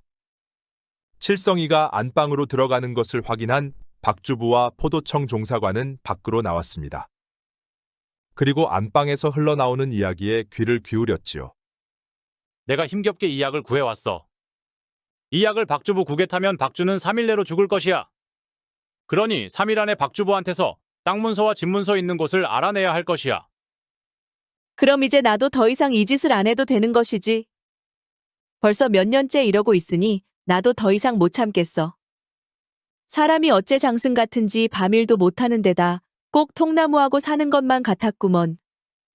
그러니 너는 천상 이 기둥서방밖에 없는 것이야. 밖에서 칠성이와 마님의 이야기를 듣고 있던 박주부는 울화통이 터져 죽을 것만 같았습니다. 그러자 포도청 종사관이 검을 빼어들고 방 안으로 쳐들어갔지요. 내 이놈들! 이게 뭐하는 짓들이냐? 갑자기 포도청 종사관이 들이닥치자 칠성이와 마님은 깜짝 놀라고 말았습니다. 얼굴이 사색이 되어 경직되고 말았지요. 감히 사람을 죽이고 재산을 빼앗을 공모를 하다니. 내 놈들이 이러고도 정령 인간이란 말이냐? 포도청 종사관은 칠성이와 마님을 꽁꽁 묶어 포도청으로 데려가 옥사에 가두었습니다. 그리고 두 사람은 영영 세상 밖으로 나오질 못했지요. 그 일로 박주부는 충격을 크게 받아 쓰러지고 말았습니다. 그리고 자리에서 일어나지를 못하게 되었지요. 그런 박주부를 향순이가 밤낮으로 간호를 하였습니다. 아이고 나리! 이렇게 누워만 있으면 어떻게 합니까요? 어서 기운내서 일어나셔야지요. 향순이는 박주부가 너무너무 불쌍하고 안타까웠습니다. 그리고 가슴도 너무너무 아팠지요. 그렇게 시간이 얼마나 흘렀을까? 어느 날 박주부가 덕보하고 향순이를 불렀습니다. 내 너희들에게 참으로 고맙구나. 너희들이 아니었다면 내 꼴이 얼마나 우스웠겠느냐. 의원도 내가 살 날이 얼마 남지 않았다 하니 내 너희들에게 유언을 남기마. 내 재산을 너희 둘이 공평하게 나누거라. 아니 주부나리. 무슨 말씀을 그리 하십니까요? 얼른 일어나셔서 건강하게 오래오래 사셔야지요. 그리고 지는 재산 같은 거 필요 없습니다요. 나리만 후를 털고 일어나시면 됩니다요. 내 너희들 같이 착한 사람들과 마지막 순간을 함께 할 수 있어서 참으로 다행이다. 나리 그런 말씀 마시어요. 나리가 죽으면 지도 따라 죽을 것이구먼요. 그러니 지를 살리고 싶으면 나리가 사셔야만 혀요. 덕보와 향순이는 박주부의 손을 붙들고 눈물을 흘렸습니다. 박주부도 그런 덕보와 향순이를 보면서 뿌듯한 감동의 눈물을 흘렸지요. 그리고 땅 문서하고 집 문서는 지가 잘 보관하고 있으니 염려는 마시어요. 내게 괜한 짐을 준 것 같아 항상 마음이 무거웠다. 참으로 미안하구나. 기생 같은 마님이 들어오자 향순이는 마님을 유심히 관찰을 하였었습니다. 헌데 아무리 보아도 여자의 촉감으로 마님이 뭔가 숨긴 의도가 있어 보였지요. 그리하여 여종 향순이는 쫓겨날 각오를 하고 박주부에게 마님의 이야기를 했던 것이었습니다. 그러자 박주부도 처음에는 화를 냈었지만 결국 향순이를 믿어보기로 하였었지요. 그리하여 박주부의 모든 재산 문서를 여종 향순이가 보관하고 있었던 것이었습니다. 그리하여 마님과 칠성이는 몇 년을 찾아보아도 땅 문서를 찾을 수가 없었던 것이었지요. 설마 여종이 가지고 있을 것이란 생각을 꿈에도 하지 못했던 것이었습니다. 그러다가 여종 향순이와 덕보에게 음모가 걸려 평생 옥살이를 하게 되었지요. 그 후로도 여종 향순이는 박주부를 지극정성으로 보살펴 주었습니다. 아니 그런데 하늘도 감동을 하였을까요? 향순이의 보살핌으로 박주부의 건강이 날로 좋아지는 게 아니겠습니까? 얼마 살지 못할 것이란 의원의 말이 무색하게 박주부의 건강은 무척 좋아지고 있었습니다. 그러다 보니 그 사이 박주부와 향순이는 서로를 가슴속 깊이 사랑하게 되었지요. 그렇게 건강이 좋아진 박주부가 어느 날 여종 향순이를 불러 말했습니다. 내가 죽으면 너도 따라 죽는다 하여 내가 죽을 힘을 다해 살아나려 애썼느니라. 아직 한참 젊은 너를 죽게 할 수는 없었으니 말이다. 참 잘하시었어요, 나리. 하여 내게 청이 하나 있느니라. 아니, 나리께서 제게 청이라니. 지도 그것이 무엇인지 무척 궁금하구먼요. 이제 나도 건강이 회복되었으니 네가 안방으로 들어오면 어떻겠느냐. 아니, 안방이면 지보고 시방나리의 안 사람이 되라는 말입니까요? 그러느니라. 아니, 정말 그래도 되겠습니까요? 안 될 게 뭐가 있겠느냐. 서로 사랑하면 되는 것이 아니겠느냐. 옴매 서방님. 한 입으로 두말하기 없기요. 향순이는 박주부 품으로 달려가 버락 안겼습니다. 그리고 향순이는 박주부의 안사람이 되었지요. 그렇게 서로를 사랑한 두 사람은 깨를 볶으며 행복한 삶을 살게 되었습니다. 그리고 박주부는 재산의 반을 팔아서 덕보에게 물려주었습니다. 아니 나리, 이 많은 돈을 어찌 자에게 주신단 말입니까요? 어차피 돈이 많아도 다 쓰지도 못하느니라. 그리고 너와 부인 덕에 내가 살았으니 너희들은 나의 생명의 은인이다. 그리고 나는 이 정도면 향순이와 충분히 쓰고 남으니 걱정 말고 받거라. 그래, 덕보야. 얼른 받아둬. 한때는 내가 너를 찜하긴 했었다만 내가 더 필요한 사람은 너보다도 우리 나리가 맞는 것 같다. 그러니 그 돈으로 네가 찾으러 한양에 올라왔다는 그 고향 처녀를 찾아서 행복하게 잘 살아. 덕보는 박주부에게 큰절을 하였습니다. 그리고 본격적으로 한양에서 춘심이를 찾기 시작하였지요. 아니 그런데 아무리 찾아도 춘심이를 찾을 수가 없었습니다. 아니 춘심이는 도대체 어디 있는 것이야? 죄다 찾아보아도 없는 것을 보면 혹시 고향으로 돌아간 것은 아닐까? 1년 동안 한양 바닥을 모두 찾아보아도 찾을 수가 없자 덕보는 발걸음을 고향으로 돌렸습니다. 커다란 돈보따리를 메고 고향 마을로 돌아가 아버지에게 큰절을 하였지요. 아니 이 많은 돈을 어디서 났단 말이냐? 말하지면 길어요. 아버지 차차 말씀드릴게요. 그나저나 춘심이 소식은 아직 없는가며? 아니 무슨 소리냐? 춘심이는 네가 한양으로 떠나고 얼마 안 있어 금방 돌아왔단다. 아니 그렇단 말이어요. 덕보는 한 걸음에 춘심이네 집으로 달려갔습니다. 춘심이 있어? 덕보 말에 춘심이가 방문을 열고 밖으로 나왔습니다. 아니 어딜 갔다 이제 오는 것이야. 나는 네가 오기만을 손꼽아 기다렸구만. 참말이요? 참말로 나를 기다린 것이야? 아 그렇다니깐. 네가 보고 싶어서 한양에서 있을 수가 없었어. 그래서 너 때문에 다시 곧장 내려왔어. 헌데 너는 어딜 갔다 이제서야 오는 것이야, 이 나쁜 놈아. 춘심이 말에 덕보는 눈물이 왈칵 쏟아졌습니다. 그리하여 춘심이를 버락 끌어안았지요. 아니 우리 1등 신랑감이 왔구만. 이미 마을에 자네 소문이 쫙 퍼졌다네. 자네가 큰 부자가 되어서 내려왔다고. 어서 나를 잡거라 우리 춘심이하고 혼례날짜 말이다. 그리하여 덕보는 마을 사람들의 축하를 받으며 춘심이와 혼례를 치르게 되었습니다. 그리고 신혼 첫날 밤이 되었지요. 춘심아 너 없는 세상은 내겐 고명 없는 송편이여. 아니 그런 놈이 나를 1년 반씩이나 혼자 둔단 말이여?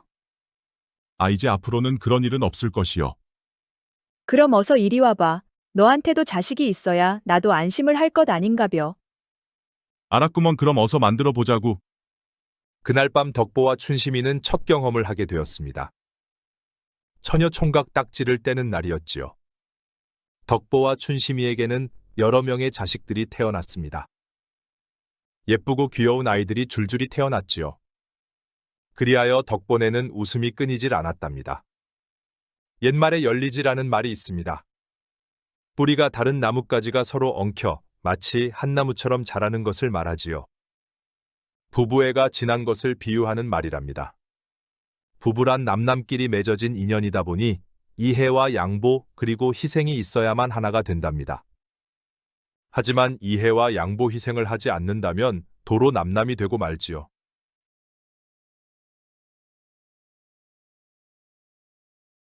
옛날 전쟁이 휩쓸고 지나간 국경 마을에 부모를 잃은 천둥이라는 어린아이가 있었습니다.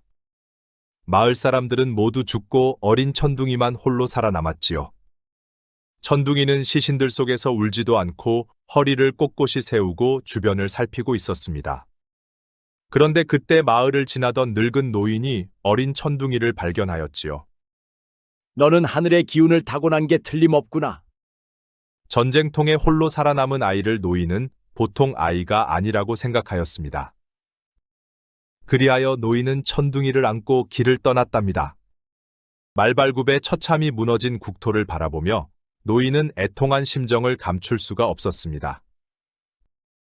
노인은 천둥이를 안고 깊고 깊은 계곡 산자락에 있는 자신의 작은 오두막집으로 데려갔습니다. 그리고 며칠은 굶었을 천둥이를 어느 작은 동굴에 넣어 주었지요. 그리고 노인은 동굴 속에 독사 한 마리를 풀어놓았습니다. 네가 정녕 하늘의 기운을 타고났는지 두고 보자꾸나. 노인은 독사를 동굴 속에 풀어넣고 오두막집으로 돌아와 잠이 들었습니다. 그리고 다음 날 날이 밝자 노인은 동굴 속으로 들어가 보았지요. 아니 그런데 이게 무슨 일입니까? 천둥이 앞에는 독사의 껍질만 남아있는 게 아니겠습니까? 천둥이가 독사를 잡아먹은 것이었습니다. 그래, 내 생각이 맞았구나. 너는 하늘의 기운을 타고난 아이였어.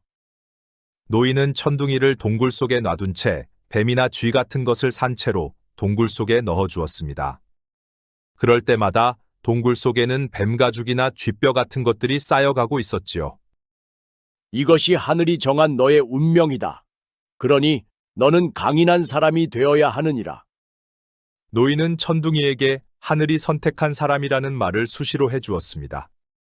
그리고 어려서부터 맹수 같은 사냥 본능을 일깨워주고 있었지요. 그렇게 시간이 흘러 천둥이는 7세가 되었습니다. 그러자 천둥이는 맨손으로 사슴을 잡거나 여우와 늑대 같은 짐승들까지 잡아오기 시작하였지요. 노인은 그런 천둥이에게 때가 되었다고 생각하여 무공을 전수해주기 시작하였습니다. 한때 노인은 흑도사라 불리는 전설 같은 조선 제일검이었습니다. 밤에 소리 없이 나타났다, 소리 없이 사라진다 하여 흑도사라 불렸지요. 그런 흑도사가 마을에 나타나는 날에는 부패한 관리들이 하나둘 죽어나갔습니다.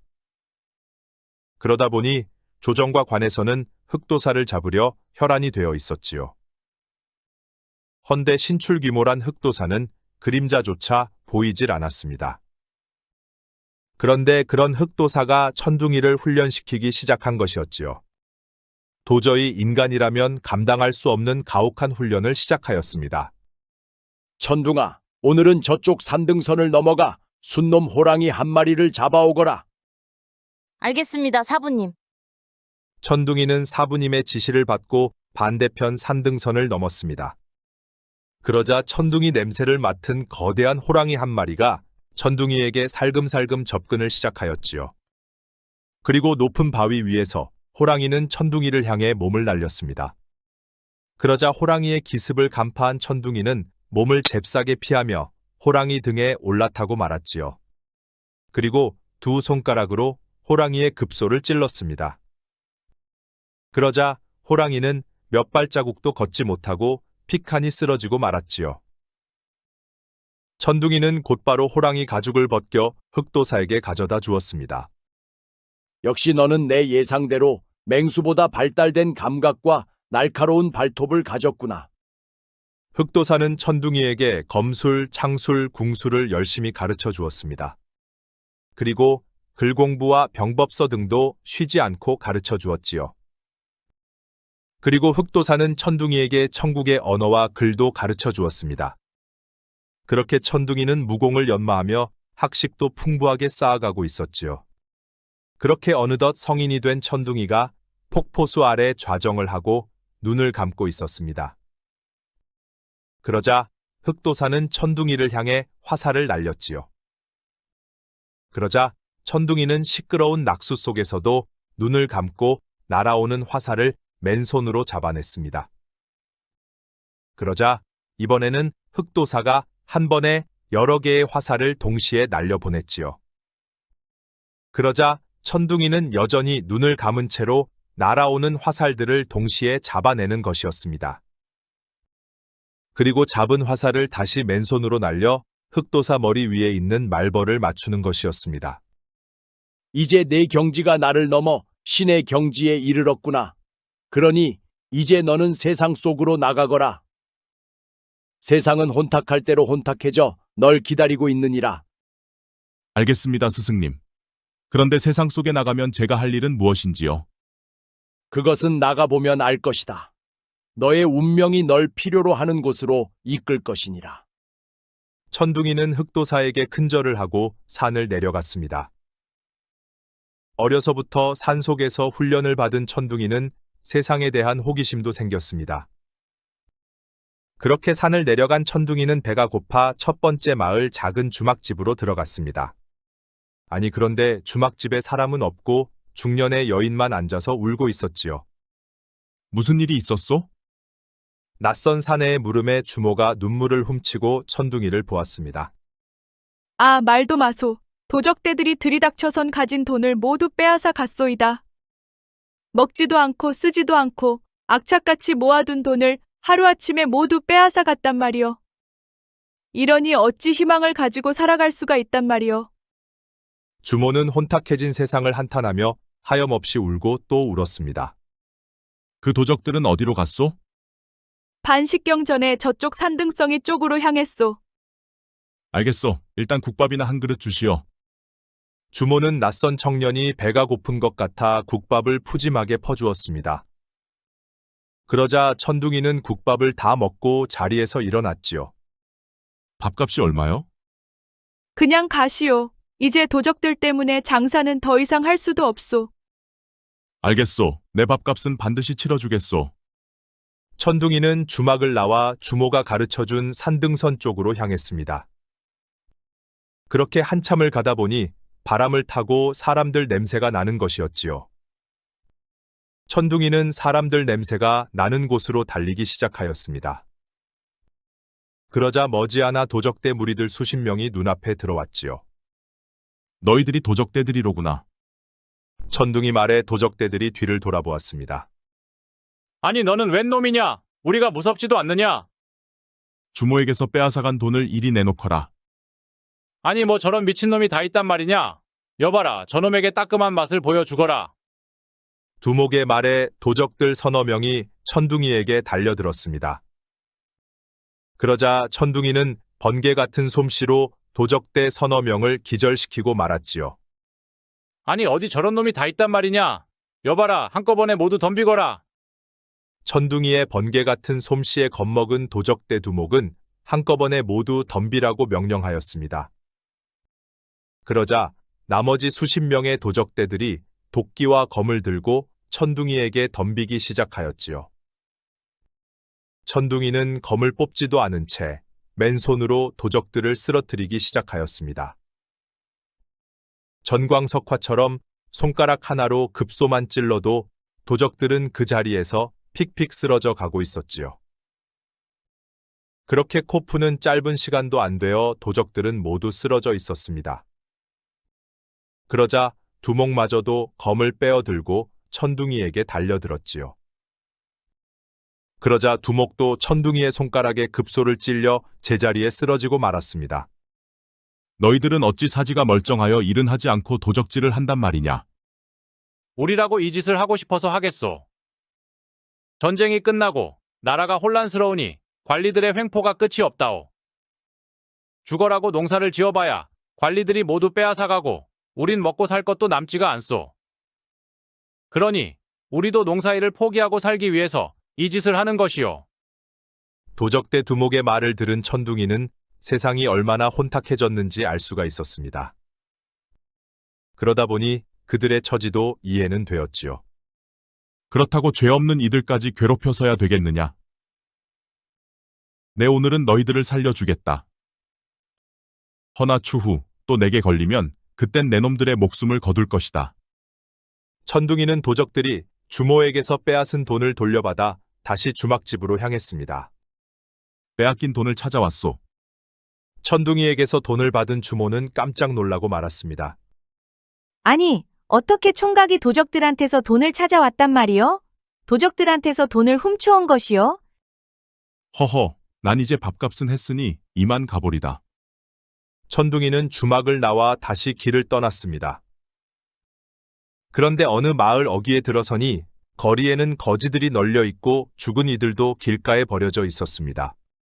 어찌나 참담한지 도저히 사람이 사는 마을이라고 볼 수가 없었지요. 그런데 마을 깊숙이 들어서니 관병들이 여인들 여럿을 잡아가는 것이었습니다. 그런데 여인들은 끌려가지 않으려고 발버둥을 치고 있었지요. 이보시오, 어찌 여인들을 강제로 끌고 가는 것이오? 내 놈은 웬 놈이냐? 나라 일에 참견 말고 가던 길이나 가거라. 그 여인들이 무슨 큰 잘못을 한 것이오? 어허, 이놈이 진정 죽고 싶은 것이냐? 이 여인들은 청의 조공으로 바쳐질 여인들이다. 그러니 함부로 나서지 말거라. 아니 어찌 조선의 여인들을 청에 바친단 말이오? 그것까지 내 놈에게 설명을 해야 한단 말이냐?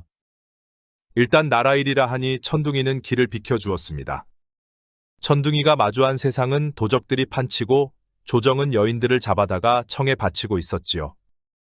아니 어찌하여 세상이 이리도 혼탁하단 말인가? 밤이 깊어지자 천둥이는 복면을 하고 관아의 담장을 넘었습니다. 그리고 옥사를 지키는 관병들을 귀신 같은 솜씨로 기절시켰지요. 어서 나오시오. 천둥이는 옥사문을 부수고 여인들을 꺼내 주었습니다. 그리고 관아의 입구를 지키는 관병들도 순식간에 기절시켰지요. 그리고 천둥이는 여인들을 데리고 마을을 벗어나 어느 산속으로 데려갔습니다. 이제 여러분들은 자유요. 그러니 가고 싶은 곳으로들 가시오. 뉘신지는 모르오나 우린 갈 곳이 없소. 집으로 돌아가면 또다시 관병들이 찾아와 우릴 잡아갈 것이요. 그러자 나머지 여인들도 똑같은 말을 하였습니다. 집으로는 절대 돌아갈 수 없다는 말에 천둥이는 무척 난감하기도 하였지요. 그럼 날 따라오시오. 천둥이는 여인들을 데리고 깊은 산속으로 들어갔습니다. 그리고 도적대 소굴을 찾아갔지요. 그러자 소굴에는 도적대들의 부인들과 자식들도 많이 있었습니다. 농사꾼들이 도무지 농사를 지을 수 없게 되자 식솔들을 데리고 산속으로 들어온 것이었지요. 아니 갑자기 웬 여인들을 데려온 것이요? 이 여인들은 청에 바쳐질 여인들이었다. 허나 어찌 그런 일이 있을 수가 있단 말이냐. 그러니 이 여인들을 잠시 동안 잘 좀 보살펴주고 있거라. 청년의 부탁이니 우리가 도와는 주겠소만 차라리 우리들의 두목이 되는 것은 어떻소? 그 실력이면 관병들을 때려 눕히고 관에 가득한 곡식을 불쌍한 백성들에게 나눠줄 수 있을 것이요. 이젠 우리도 식량이 바닥나 며칠밖에 버틸 수가 없소이다. 내 너희들의 두목이 될 수는 없다. 그렇지만 내일 날이 밝거든 관하로 와보거라. 아니 관에는 무슨 일로 오라 하는 것이요? 와보면 아느니라. 천둥이는 옥사에서 빼낸 여인들을 도적대들에게 맡기고 다시 산을 내려왔습니다. 그리고 말 타고 관하로 달려갔지요. 그러자 관에는 횃불이 환하게 밝혀져 있고 관병들이 죄다 모여 있었습니다. 사라진 여인들 때문에 모두 나와 있었던 것이었지요. 그러자 천둥이는 복면을 하고 말을 탄 채로 관하로 쳐들어갔습니다. 그러자 관병들이 천둥이를 막아섰지요. 아니 웬 놈이 말 타고 관하로 쳐들어온단 말이냐? 살고 싶으면 길을 트거라. 관병들은 천둥이를 이중삼중으로 애워쌌습니다. 그러자 천둥이는 말에 채찍을 가해 관병들을 뚫고 사또 앞으로 달려갔지요. 그리고 검을 휘둘렀는데 사또의 목이 떨어지고 말았습니다. 그러자 깜짝 놀란 관병들이 우왕좌왕하느라 정신이 없었지요. 살고자 하는 자는 당장 무기를 버리고 관하를 떠나거라. 그렇지 않으면 목이 떨어질 것이다. 그래도 몇몇의 관병들이 창검을 들고 천둥이에게 달려드는 것이었습니다. 그러자 천둥이는 귀신 같은 솜씨로 덤벼드는 관병들의 목을 떨어뜨렸지요. 그러자 놀란 관병들이 무기를 내던지고 걸음 하나 살려라 달아나고 말았습니다. 그러자 천둥이는 말에서 내려 관에 있는 곡간의 자물쇠를 부셔버렸지요. 그리고 곡간문을 활짝 열어두었습니다. 그리고 천둥이는 어둠 속으로 조용히 사라지고 말았지요. 한편 날이 밝아 도적대들이 관에 들어와 보니 사또와 관병들의 목이 떨어져 있고 관하는 텅텅 비어 있었습니다. 그리고 관하의 곡간문이 활짝 열려 있었지요. 아니 혼자서 관할을 습격했단 말인가? 참으로 대단한 사람이 아니던가? 여봐라. 곡간의 곡식을 모두 챙기고 마을 사람들에게도 나누어 주거라. 도적들은 관하의 곡식을 수레에 실었습니다.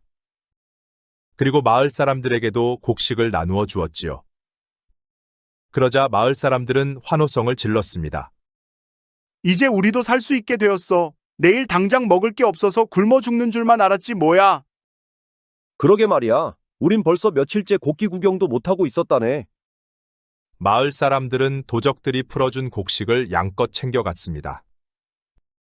이제 마을 사람들은 추수할 때까지 밥 굽는 일은 없게 되었지요.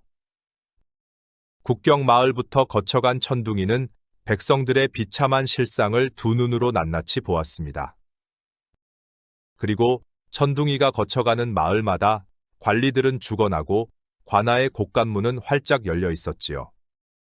전하, 청에 파견된 정보원들에 의하면 청은 지금 엄청난 수의 대군을 준비하고 있다는 전갈이옵나이다.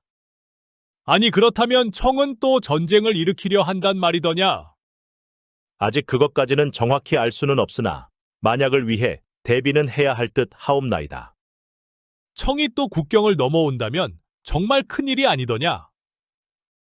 전쟁 때문에 아직 백성들의 삶이 온전치가 못하거늘 또다시 적들이 쳐들어온다면 정말 큰일이로다. 전하, 청이 요구한 조공을 어서 빨리 바쳐야 전쟁을 막을 수 있을 것이옵니다. 아니, 좌상은 어느 나라 사람이요? 어찌 조선의 여인들을 해마다 수백 명씩이나 바친단 말이오. 그리고 청에 바쳐야 할 조공 때문에 백성들의 삶이 얼마나 피폐해졌는지 진정 모른단 말이오. 아니 그럼 전쟁을 어떻게 막을 것이오? 무슨 수로 대국의 군대를 막아낸단 말이오? 조정에서는 청의 전쟁 준비에 걱정이 무척 많았습니다. 허나 조정에서는 전쟁을 막을 방법도 대안도 전혀 없었지요. 그러던 어느 날 병조판서는 조용히 임금을 찾아가 독대를 하였습니다. 전하, 청에서도 전쟁을 하려는 파와 반대하는 파가 반드시 있을 것이옵니다. 그러니 특무병들을 파견하여 전쟁을 일으키려는 세력을 무력화시키면 어떠하실런지요? 그리만 되면 전쟁을 막을 수도 있을 것이옵나이다. 그러다 발각되면 더 큰일이 아니오. 그러니 이 일은 극비리에 추진해야 할 것이옵니다. 병조판서의 말뜻은 내 알아들었소. 허나 만에 하나 실패하면 돌이킬 수 없을 만큼 일이 커질 것이오. 그러니 내 심사숙고해보리다. 병조판서가 돌아가고 임금은 고심을 하였습니다.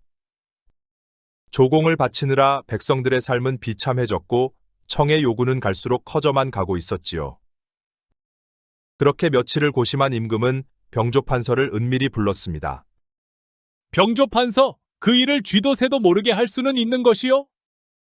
일단 잘 훈련된 최고의 병사들만 모아서 침투를 시키면 승산은 있을 것이옵나이다. 그러니 일이 그릇되지 않도록 신중을 기해 철저히 준비를 하겠나이다. 병조판서만 믿겠소.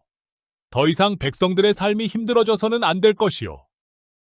임금의 승낙을 받은 병조판서는 박 장군을 통해 청으로 침투할 특무병들을 뽑기 시작하였습니다.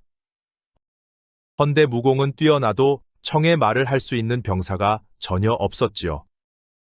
박 장군, 이 일은 절대 실패가 있어서는 안 되는 일이요. 그러니 청의 말을 완벽히 할 수 있어야 하며 무공 또한 뛰어나야 할 것이요. 지금은 다 갖춘 병사는 없으나 좀 더 신중을 기해 찾아보겠습니다. 박 장군은 청의 말을 할 수 있으며 무공 또한 특출난 병사를 본격적으로 찾기 시작하였습니다. 전군의 명령을 하달하여 가능한 인재들을 추천받기 시작하였지요. 헌데 추천되어 올라오는 병사들 중에는 청의 말을 할 수 있는 병사가 하나도 없었습니다. 그러다 보니 박 장군도 무척 답답해하고 있었지요. 그러던 어느 날 박 장군은 우연히 포구에 들렀다가 특이한 광경을 보게 되었습니다. 청년 하나가 청상단의 배 위에서 청상단의 무사들을 모두 쓰러뜨리는 것이었지요. 청년의 검을 다루는 실력이 마치 귀신을 보고 있는 듯 하였습니다. 그리고 그 청년은 조선의 여인들을 배에서 데리고 나오는 것이었지요. 그런데 포구를 지키던 조선의 관병들이 그 청년을 잡으려 포위를 하는 것이었습니다. 그 모습을 모두 지켜본 박 장군은 부하들과 말 타고 포구로 달려갔지요. 멈추거라. 나는 박동수 장군이다. 이자는 내 수하이니 내가 데려가겠다. 박 장군은 관병들을 물리치고 청년이 구출한 여인과 청년을 데리고 포구를 떠났습니다. 그리고 한적한 숲속에 이르자 박 장군이 말을 하였지요. 자네는 어디 소속인가? 나는 소속이 없소. 그럼 어찌하여 청상단에게서 조선의 여인들을 구출하였는가? 나라에서 못하니 내가 나섰을 뿐이요. 그럼 자네는 무공을 어디서 익혔는가? 나의 스승님은 흑도사요. 스승이 흑도사라는 말에 박 장군은 깜짝 놀라고 말았습니다. 아니, 자네 스승이 그 전설 같은 흑도사란 말인가? 그렇소. 옳거니 잘 되었네. 그럼 나와 같이 좀 가볼 데가 있네. 박 장군은 천둥이가 구출한 여인들을 집으로 돌려보내주고 천둥이를 데리고 군영으로 향했습니다. 나라에 중차대한 일이 생겼네. 하여 자네가 시험에 통과하면 특수 임무를 맡길까 하네. 보아하니 청상단의 사람들과 대화를 하는 것으로 보아 청의 말을 능숙하게 하는 것 같더이다. 그렇소. 흑도사님께서는 내가 어려서부터 청의 말과 글을 가르쳐 주었소. 그럼 자네가 아주 안성맞춤이네. 그럼 지금부터 몇 가지 시험을 해보겠네. 우선 10명의 장수들과 한번 겨뤄보게나. 그리하여 천둥이는 박 장군 휘하의 10명의 장수들과 겨루기를 시작하였습니다. 비록 목검으로 겨루었지만 천둥이의 검에 스친 장수들은 순식간에 모두 쓰러지고 말았지요. 전광석화보다 빠른 천둥이의 검을 10명의 장수들이 감당하지 못하였습니다. 천둥이의 검이 어찌나 빠른지 눈 깜짝할 사이에 10명의 장수들은 바닥에 나뒹굴고 있었지요. 하하, 되었네. 내 이렇게 무공이 뛰어난 무사는 처음 보았네 그려. 자, 이제 마지막 하나만 더 시험을 해보겠네. 오늘 밤 자네는 병조판서 대감의 집으로 침투하여 병풍 뒤에 있는 문서를 가지고 나오시게. 그곳은 많은 병사들이 지키고 있을 것이야. 허나 누구에게도 자네의 모습을 들켜서는 아니 되네. 알겠소. 천둥이는 밤이 깊어지기를 기다려 검은 복면을 하고 병판 대감의 집 지붕 위로 사뿐히 날아올랐습니다. 그리고 횃불을 들고 보초 서는 병사들 뒤로 하고 귀신같이 안방으로 들어갔지요. 그리고 자고 있는 병판을 지나 병풍 뒤에서 문서를 꺼냈습니다. 그리고 소리 없이 지붕으로 날아올라 담장을 넘어 밖으로 나왔지요. 아니, 벌써 문서를 가져온 것이냐? 그래, 널 본 사람은 없더냐? 그렇소. 시험이라 해서 하기는 하였지만 도대체 앞으로 내가 할 일이 무엇이요? 박 장군은 병조 판서가 찾는 사람을 드디어 찾은 것 같아 무척 흡족하였습니다. 그것은 병판 대감께서 말씀해 주실 것이네. 그러니 내일 날이 밝거든 내게로 오시게. 천둥이는 군영의 막사로 들어가 잠을 자고 아침이 되어 박 장군을 다시 찾아갔습니다. 날 따라오시게. 그러자 박 장군은 천둥이와 말을 타고 병판 대감의 집으로 찾아갔지요. 대감께서 찾으시는 인물을 드디어 찾았습니다. 그래, 시험을 모두 통과하였느냐? 그렇습니다. 이것이 어젯밤 천둥이가 대감의 집에서 가지고 나온 것입니다. 박 장군은 천둥이가 가져온 문서를 병조 판서에게 주었습니다. 그러자 병조 판서는 문서를 펼쳐보았지요. 그래, 이 문서가 맞느니라. 참으로 신출귀몰하구나. 어젯밤 내 방에 누가 다녀간 느낌을 전혀 받지 못했노라. 하하. 병조 판서는 천둥이를 보고 무척 흡족해하였습니다. 이제 자네가 시험에 통과하였으니 자네가 할 일을 말해주겠네. 지금 청에서는 엄청난 대군을 모으고 있다. 모든 준비가 끝나면 머지않아 국경을 넘어올 것이라 보고 있다네. 아니 그럼 전쟁이 일어나는 게 아니겠습니까? 그리되면 우리나라는 또다시 위태롭게 될 것이 자명하지. 그러니 적진에 들어가 전쟁을 일으키려는 자들을 사전에 제거해야 하는 것이네. 자네가 목숨 걸고 이 일을 꼭 성공해야만 나라의 불행을 막을 수 있을 것이야. 만약 자네가 성공하지 못하면 이 나라는 끝이 나고 말 것이네. 알겠소. 내 목숨 걸고 해보리다. 자네를 도와줄 장수 20명이 이미 대기 중이네. 그럴 필요 없소. 난 혼자가 편하오. 천둥이는 홀로 움직이다 보니 누군가와 같이 뭘 한다는 것이 오히려 불편하였습니다. 그리하여 천둥이는 홀로 청으로 향하는 배에 올라탔지요. 망망대해를 지나 청으로 들어간 천둥이는 궁에서 가까운 곳에 거처를 마련하였습니다. 그리고 주점 등에서 전쟁 준비에 관련된 정보를 수집하기 시작하였지요. 그러던 어느 날 주점에 들어온 관리들 입에서 전쟁에 관한 이야기들이 흘러나왔습니다. 황제께서는 또 전쟁을 하려 하는 것인가? 뭐, 그게 황제의 뜻이겠는가? 몇몇의 대신들이 황제의 귀를 막고 자신들의 이권 때문에 일을 벌이려는 게 아니겠는가? 청 관리들의 이야기를 들은 천둥이는 전쟁을 일으키려는 사람이 황제가 아니라는 것을 알 수가 있었습니다. 그리고 3명의 대신들이 자신들의 권력과 이권 때문에 전쟁을 일으키려는 것도 알 수가 있었지요. 그리하여 천둥이는 전쟁을 일으키려는 대신들의 뒤를 조용히 조사하기 시작하였습니다. 왕대신, 손대신, 곽대신 3 가문에 의해서 전쟁이 준비되고 있었기 때문이었지요. 천둥이는 극비리의 3 가문의 문양이 새겨진 화살촉을 각각 수집하였습니다.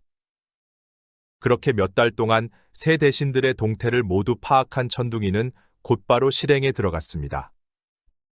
제일 먼저 3명의 대신들 중 가장 권력이 센 왕대신의 집을 첫 번째 목표로 삼았지요. 그리고 밤이 되자 천둥이는 왕대신의 집 지붕 위로 숨어 들어갔습니다. 그리고 왕대신의 장자를 향해 손대신 가문의 화살을 날려보냈지요. 그러자 왕대신의 장자가 그 자리에 쓰러져 목숨이 끊어지고 말았습니다. 쥐도 새도 모르게 화살을 날린 솜씨는 정말 귀신도 감탄할 정도였지요. 그러자 손대신 가문의 화살에 장자가 죽은 왕대신 집안은 벌집을 쑤신 듯 난리가 나고 말았습니다. 그리고 이성을 잃은 왕대신은 손대신에게 복수를 하기 위하여 사병들을 모으기 시작하였지요. 걸려들었군. 그 모습을 확인한 천둥이는 곧바로 말 타고 달려가 이번에는 손대신의 집으로 숨어 들어갔습니다. 그리고 손대신의 집 지붕 위로 올라가 이번에는 곽 대신 가문의 화살촉을 손 대신 장남에게 날렸지요. 그러자 곽 대신 가문의 화살촉에 손 대신 가문의 장남이 목숨을 잃고 말았습니다. 그러자 손 대신도 화가 잔뜩 나 곽 대신에게 복수하기 위하여 사병들을 모으기 시작하였지요. 손 대신도 걸려들었군. 손 대신도 걸려든 것을 확인한 천둥이는 말 타고 이번에는 곽 대신의 집으로 달려갔습니다. 그리고 곽 대신의 지붕 위로 사뿐히 날아올라 왕 대신 가문의 화살로 곽 대신의 장남을 쏘았지요. 그러자 곽 대신의 장남도 그 자리에서 목숨을 잃고 말았습니다. 그러자 곽 대신의 집안도 벌집을 쑤신 듯 난리가 나고 말았지요. 천둥이는 마치 형체를 볼 수 없는 귀신 같은 솜씨였습니다. 그리하여 3명의 대신들은 서로 목숨 건 전쟁을 시작하였습니다. 한순간에 청의 수도가 전쟁터로 변해버린 것이었지요. 청의 최고 권력 가문의 지방길이 사활을 건 싸움이 시작된 것이었습니다. 그 일로 인해 세 가문은 쑥대밭이 되었고 결국 황제로 인해 세 가문은 몰락하고 말았지요. 그리고 전쟁을 위해 모였던 청국의 대군이 해체되는 것을 천둥이는 두 눈으로 확인하였습니다. 그리고 다시 배를 타고 조선으로 향했지요. 어서 오시게 천둥이, 자네의 활약을 익히 들었네. 참으로 대단하이. 자, 이럴 게 아니라 어서 병조판서 대감께 인사드리러 가세나. 천둥이는 박 장군과 함께 말 타고 병조판서 집으로 달려갔습니다. 그러자 병조판서는 이미 술상을 거하게 준비를 해놓고 있었지요. 어서 오시게 천둥이, 내 오늘처럼 기쁜 날이 또 있을까 싶네. 하하. 자네는 도대체 얼마나 대단한 능력을 가진 것인가? 혼자서 전쟁을 막아내다니 참으로 놀라지 않을 수가 없구만. 하하. 과찬이시옵니다, 대감. 자, 오늘은 코가 삐뚤어지도록 한번 마셔보세나. 아, 그리고 향이도 들라하라. 잠시 후 아리따운 여인이 사뿐사뿐 방 안으로 들어왔습니다. 그런데 그 여인은 마치 하늘에서 내려온 선녀와 같았지요. 향이야, 어서 인사드리거라. 이 청년이 나라를 구한 사내인이라. 인사드리겠습니다. 향이라 합니다. 반갑소. 나는 천둥이라 하오. 병조판서 대감의 여식 향이를 처음 본 천둥이는 가슴이 무척 설레었습니다. 그리고 심장도 빨라지고 있었지요. 태어나 처음 느껴보는 묘한 감정이었습니다. 자, 어떤가? 내 보기에 두 사람은 천생연분인 듯하다. 하하. 그날 밤 천둥이는 태어나 처음으로 코가 삐뚤어질 때까지 술을 마셨습니다.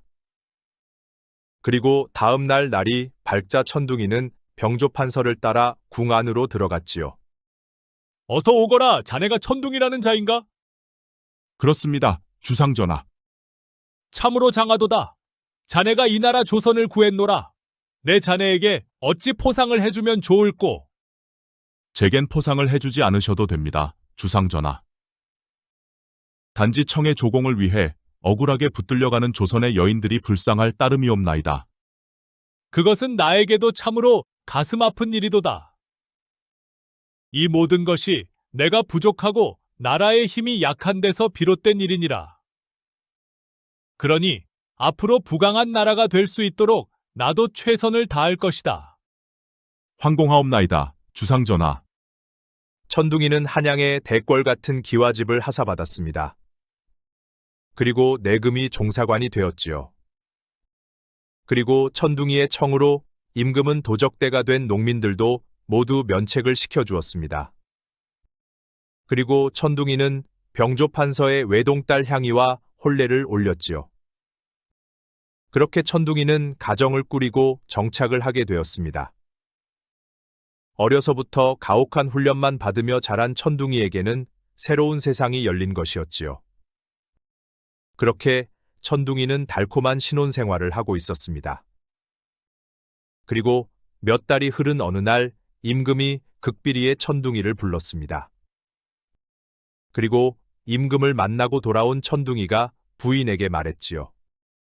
이보 부인, 내 잠시 멀리 다녀올 때가 있소.